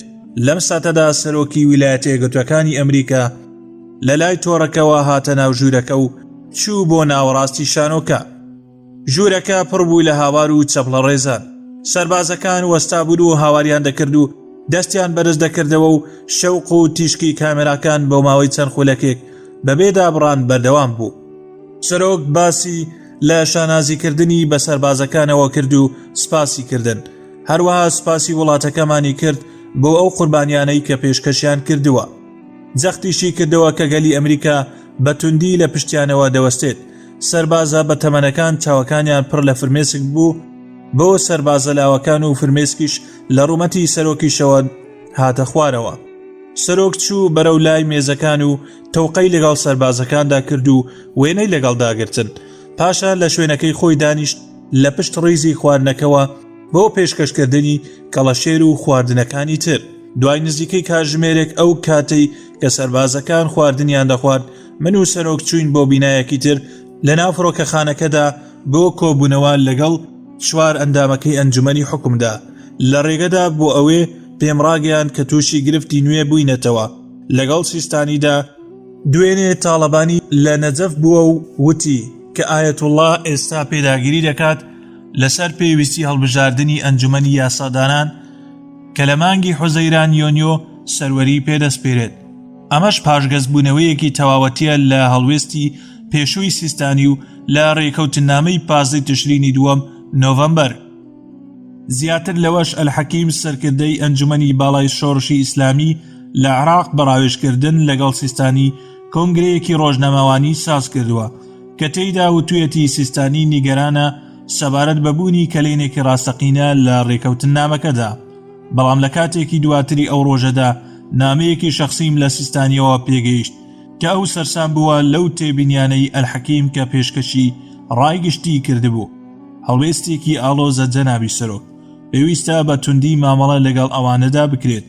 سەرۆک سەری ڕاوەشان هەڵوێستی خۆمان لە بەردەم ئەنجومەنی حکومدا ڕوون دەکەینەوە. سەرۆک ئەوەی کرد داوای لێکردن کە سوور بن لەسەر جێبەجێکردنی ڕێکەوتنامەی 15 تشرینی دووەم نۆڤەمبەر و بەپێی ئەو خشتەی زەمەنیەی کە دیاری دەکات بۆ گواستنەوەی سەروەری. سەرۆک بۆ شووتی پێویستە لە مەسەلەیەدا پێشەوایەتی خۆتان نیشان بدەن. داواتان لێ دەکەم سوپاسم بگەێنن بە هاوڵەکانی ترتان لە ئەنجومەنی حکوم. هەروەها داوای لێکردن کە ڕێز و سوپاسی بە ئایەتوڵڵا سیستانی بگەێنن. هەر چوار ئەندامەکە بەڵێنیاندا ئەوە بکەن. هاوڵێتی سەرۆکم بۆ لای ئۆتۆمبیلە زرێپۆشەکەی بۆ ئەوەی بچێت بۆ لای سەکۆی نیشتنەوەی فڕۆکەکە. پێیوتم خۆڕاگر بە، ئێمە بەرەو پێش دەچین، دەشزانم کارەکان ئاسان نییە. وەڵام دایەوە کە خۆم نادەم بەدەستەوە.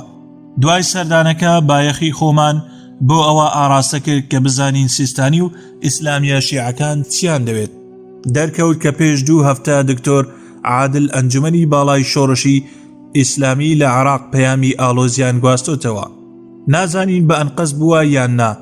بۆ سیستانی لە بارەی ئەو ئاراستەیەوە کە پێشنیار کرابوو بۆ چوونە پێش شیکاری ئێمەش ئەوەی دەگەیان کە ئیسلامیە شیعەکان و سیستانی بەرژەوەندی جیاوازیان هەیە. لەو ئەندامانەی کە لەوانن لە ئەنجومەنی حکومدا بەلانی کەمەوە هەتا ئێستا تەواو ئەو بیرۆکەیان قبوڵە کە ئەنجومەنی تەشریعی ئینتیقالی ناهەڵبژێردراو لەسەر بنچینەی دەستورێکی کاتی سەروەری وەربگرێت.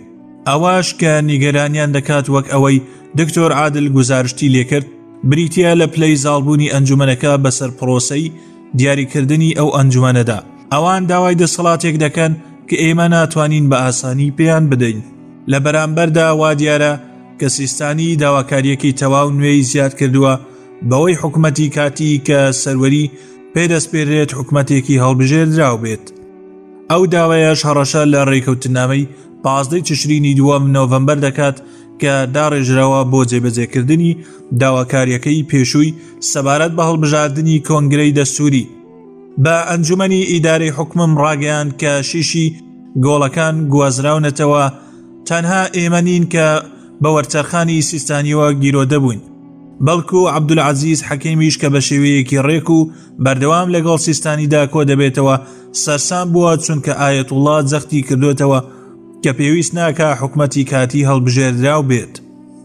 گرۆپەکەشم هەوڵیاندا بوو کاڵوێستی سەرکردە سیاسیە شیعەکانی تر بزانن. بۆیان دەرکەوتبوو کە ئەوانیش سەرسام بوون چونکە ئایەتوڵڵا داواکاریەکی نوێی زیاد کردووە. بۆ دەستکەوتنی خوێندنەوەیەکی باشتر بۆ ئەو ڕەوشەی لە نەجەف هەیە. ئەو کەناڵە زۆر تایبەتیەمم بەکارهێنا بۆ پەیوەندیکردن بە سیستانیەوە. ئەو عێراقیە ئەمریکەی کە سەرۆکایەتی ئەنجومەنی سەر لە نوێ ئاوادانکردنەوە و گەشەپێدان دەکات، عەماد ڤڵیا کە نیشتەجێی دیترۆیتە لە خێزانێکی بەڕێزی نەجەفن و زۆر جاریش سوودی خۆی سەلماندووە وەک کەناڵێکی نهێنی بۆ پەیوەندیکردن بە ئایەتوڵڵای عوزماوە. نامەیەکی نهێنیم نووسی بۆ ئایەتوڵڵا بە بەکارهێنانی ڕووپۆشی نامەیەکی تەقلیدی بۆ پیرۆزباییکردن بە بۆنەی جەژنی ڕەمەزانەوە. دڵنیاش بووم لەوەی کە ڤڵیا بە پاڵنەری حزبی هیچ شتێک لە نامەکە ناگۆڕێت. دوای پێشکەشکردنی ڕێز و سڵاوم بۆ ئایەتوڵڵای عوزما بە بۆنەی هاتنی جەژنەوە وتم بۆ چارەسەرکردنی ئەو مەترسیانە و گزارش لەو هیوا مەزنەی کە هەستی پێ دەکەم لە بەرامبەر ئایندەی عێراقدا ئەم نامەیەت بۆ دەنووسم. من ماوەی چەند مانگێکە گوێ لە ڕاوبۆچوونەکانتان دەگرم سەبارەت بە گرنگی ئەنجامدانی هەڵبژاردنەکان لە عێراق بۆ هەڵبژاردننی دەستەیەک کە هەستن بە نووسینەوەی دەستوری هەمیشەیی و ڕێکەوتن نامەی 15 تشرینی دووەم نۆڤەمبەر. ئەوە گرنتی دەکات هەڵبژاردنێکی ئازاد و ڕاستەوخۆ بەو پەڕی خێرایەوە لە عێراق دەکرێت. ئەو پەڕەکەی ئەگاتە مانگی ئازار مارسی 2005 ئەگەر کرایش لە کاتێکی زووتردا ئەوە ئەنجام دەدرێت. هەروەها نووسیشم کە سەرەڕای ئەوەی کەشتێکی نمونەیە بۆ گەلی عێراق کە بە شێوەیەکی ڕاستەوخۆ حکوومەتی کاتی هەڵبژێرێت کە سەروەری ڕادەست دەکرێتەوە، بەڵام هەڵبژاردننی ڕاستەوخۆ لەم کاتەدا ممکن نابێت. لەبەرەوە باشترین ئەلتەرناتیڤ بیرۆکەی لێژنەی ئامادەکاریە بە بەستنی کۆنگرە بۆ هاوڵاتیان لە هەموو پارێزگاکاندا. کۆمەڵە ئاینی و عەشایەریەکان و حیزبە سیاسیەکان و ڕێکخراوەکانی کۆمەڵگەی مەدەنی و دامەزراوە فێرکاری و زانکۆیەکان و کەسانی تریش بانگهێش بکرێن بۆ بەشداریکردن لەم کۆنگرانەدا. وتیشم کە دەسەڵاتی کاتی هاوپەیمانان دان بەبوونی گرفت دادەنێت لە هەندێک لە ئەنجومەنەکانی پارێزگاکاندا. وتیشم کە هاوپەیمانان دەکرێت یارمەتی ئەنجومەنی حکم بدات لە لابردنی کەسە خراپەکاندا. لە کۆتاییشدا وتم شیعە لە عێراق ماوەیەکی زۆر ناڵاندویانە بەدەست سیستەمە زاڵم و ستەمکارەکانەوە. پێویستە ئەو مێژوە تاڵە ئێستا بوەستێت. بەڕای من ڕێکەوتنامەی 15 تشرینی دووەم نۆڤەمبەر هەلێکی مێژووی مەزن دەداتە شیعە و هەموو گەلی عێراق کە ئەمە تاکە هەلێکە لە بەردەم گەلی عێراقدا بۆ بنیادنانی ئایندەیەکی سیاسی بۆ خۆی کە لەسەر ڕێز و کەرامەتی مرۆیی و یەکسان بۆ هەموو تاکەکان دەوەستێت لە بەردەم خوادا و لەسەر ڕێزگرتن لە ڕێنمایە دادپەروەرانەکانی ئیسلام و لەسەر ئاشتی. من هیوادارم کە تۆش هاوبەشی ئەم گەشببینیم بکەیت و بەردەوام بیت لەسەر کارە گرنگەکەت بۆ یارمەتیدانی ئەوەی کە ئایندەی ئەو وڵاتە بەرەو پێش بەرین. لەو شەوەدا عەماد لە نەجەف گەڕایەوە. وەڵامەکەی سیستانی لەگەڵ خۆی هێنابووە، بەڵام هەواڵەکە باش نەبوو.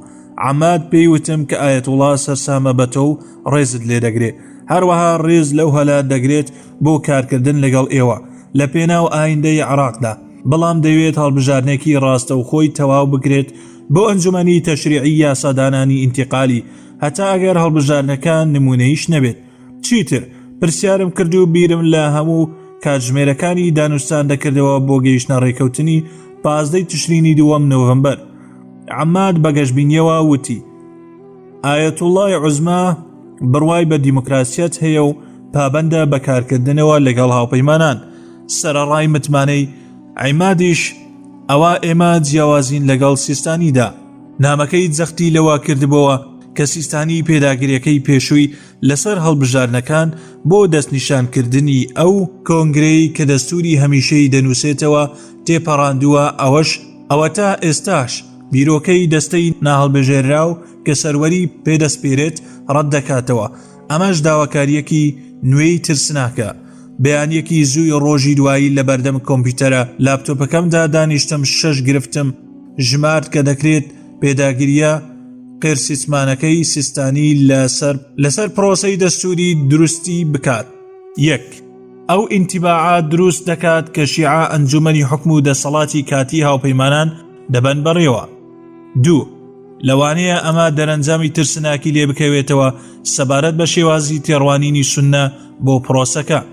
دەسەڵاتی کاتی هاوپەیمانان بەوە هەڵدەسن کە لێی دەترسن، ئەویش ملکەتبوونە بۆ زۆرینەی شیعە. 3. هانی شیعە دەدات بەردەوام بێت لەسەر فشاری زیاتر لە پێناو گۆڕانکاری زیاتردا. چی ڕوودەدات ئەگەر دوای ئەوە سیستانی پێداگیری کرد لەسەر جێبەجێکردنی شەریعەتی ئیسلامی لە دەستوری کاتیدا، یان ژنان بۆیان نییە دەنگ بدەن. 4. گومانی ڕاستەقینە دروست دەکات لەبارەی نەبوونی توانستی ئیداری لەلایەن ئەنجومەنی حکمەوە. ئەگەر بڕیارێک بە زۆرینەی 20 لە کۆی 24 کەس وەرگیرابێت ملزەم نەبێت، ئەی ملزەم کامەیە؟ چۆن دەتوانین دەسەڵاتی زیاتر بدەینە دەستەیەک کە ناتوانێت بڕیار بدات یان بە هەڵپەسێردراوی بیهێڵێتەوە؟ ئایا بە کۆی دەنگ بڕیار وەردەگرن لەمەشدا مافی ڤیتۆ دەدەنە ئەنجومەنەکە؟ 5. گومانی تێدایە بتوانین لە حوزەیران یۆنیۆدا هەڵبژاردنێک ئەنجام بدەین کە مصداقیەتێکی معقولی تێدا بێت. 6. ئەگەر توانیشمان ئەوە چەند مەترسیەک هەیە کە ڕادەکەی نازانرێت بەوەی کە ئەو گروپانەی کە زیاتر دیسپلین و ڕێکخراون هەژمونی بەسەردا بکەن ئیسلامیەکان لەوانەشە سیستانی و ئەنجومەنی بەڵای شۆڕشی ئیسلامی لە عێراق بەهۆی ئەوەوە هەڵوێستی خۆیان گۆڕی بێت یان لەوانەیە بەعسیەکان سەیرێکی ئەو شانم کرد کە لەسەر شاشەی کۆمپیوتەرەکەم بوو. ئایا ئەم هەڵسەنگاندنە زۆر تاریکە؟ پێوانییە. لە کۆتایی مانگدا هەوڵەکانمان بۆ دۆزینەوەی چارەسەرێک بۆ ئەم گرفتە سیاسیە وردە ئەم گرفتە سیاسیە وردە هەڵوەشانەوە ئەویش بە زنجیرەیەک لە دزەکردنی هەواڵەکان. هەواڵێک لە ڕۆژنامەی نیویۆرک تایمزدا باسی لە نەیارانی سیستانی و ئەنجومەنی باڵای شۆڕشی ئیسلامی لە عێراق لەسەر ڕێکەوتن نامەکە کردبوو. هەروەها لە زاری ژمارەیەک بەرپرسی ئیداریەوە کە ناوی نەهێنابوون ئەوەی بڵاو کردبەوە کە پێویستە ئەو پلانەی کە لە 30 حوزەیران یۆنیۆ 2004 سەروەری دەداتە عێراق بەلانی کەمەوە بسازێت لەگەڵ پێداگیریەکەی سیستانی لەسەر ڕاپرسی جەماوەری. لە ڕۆژی دواتردا ڕۆژنامەی واشنگتن پۆست وتەی گەورە بەرپرسانی هێنابوو کە ئیدارەکە لەوانەیە بۆ ڕازیکردنی ئایەتوڵڵا عەلی سیستانی ناچار بێت لەسەر ڕێخستنی هەڵبژاردنەکان. دوای خوێندنەوەی ئەم دوو وتارە هەستم بە تووڕەیی کرد دەمویست پارێزگاری لە دەستور بکەم ئەگەر چی کاتیش بێت. وەک ڕەگەزێکی سەرەکی لە ئاراستەی بەرەو دیموکراسیەت لێرە نەش دەگەیشتین بە ئێرە ئەگەر هاوپەیمانان لە بەردەم شیعەیان سیستانیدا بکشایەتەوە هەروەک چۆن ئەمە هەوڵەکانمان بەتاڵ دەکاتەوە بۆ پەیوەندیکردن بە سونەکانەوە و کوردەکانیش زۆر ناڕەحەت دەبن بە عەمامە ڕەشەکانی نەجەف و کەربەلا. وەک لە ماوەی مانگەکانی کۆتاییدا ئەمەم چەندین جار دووبارە کردوتەوە چوون بۆ لای کۆمپیوتەرەکەم و نامەیەکی شەخسیم نارد بۆ کۆندۆ لیزا ڕایس. ماوەیەکی پێویستم لە واشنگتۆن بەسەر برد بۆ ئەوەی هیوام لاواز بێت لە چاندنی دیسپلین لە گۆشەیەک لە گۆشەکانی دیموکراسیەتدا، بەڵام لە ماوەی ئەم چەند هەفتەی کۆتاییدا خەریکە یەکێتی ئەو سیاسەت و جێگیرکردنە لەدەست دەدەین کە ئێستا بە شێوەیەکی باش خزمەتی کردوین. ئەگەر مەسەلەکە پەیوەندی بەڕێخستنەوەی حساباتی سیاسیەوە بووە لە نێوان وەزارەتەکاندا دەکرا فەرامۆش بکرێت، بەڵام ئەم چیرۆکە مەترسیەک دروست دەکات لەسەر توانەکانمان بۆ جێبەجێکردنی سیاسەتی سەرۆک بە باشترین شێوە بۆ خزمەتکردنی بەرژەوەندیەکانی ئەمریکا لێرە لەم وڵاتە. لە شەوێکی دوای ئەو شەوەدا لە ڕووی جەستەوە زۆر ماندوو بێتاقەت بووم. نامەیەکم نار بۆ فرانسی کە یەکێک بوو لەو نامە ئەلکترۆنیە ناومێدانەیەی کە لە ماوەی ئەو ساڵەدا کە لە عێراق بووم نووسی بووم. بەم وتەیەش کۆتاییم بە نامەکە هێنابوو. ڕۆژێکی چەند ناخۆش و ترسێنەرە، لەوانەیە ئەم قەیرانە پەرە بسێنێت تا کۆتایی بە کارەکەم دێنێت، چونکە ئەتوانم وێنای ئەوە بکەم کە ئیدارە دەگاتە ئەوەی کە ناتوانێت لەگەڵ مندا ئامانجەکانی بەدی بهێنێت، چونکە نەمتوانی هیچ یەکێک لە پلانەکانم جێبەجێ بکەم سەرەڕای ئەوە کە ئەمە بەهۆی سیستانیەوە لە هەردوو حاڵەتەکەدا. لە حاڵەتی دووەمیشدا لەبەر ئەوەی ڕاکەی گۆڕی بۆیە گەیشتنە کۆتایی یاریەکە و کاتی گۆڕینی نیشانەتچیەکە هاتووە. واش پێویست دەکات کە نیشانەتچیە نوێیەکە تایبەتمەند بێت لە بوارەکەدا.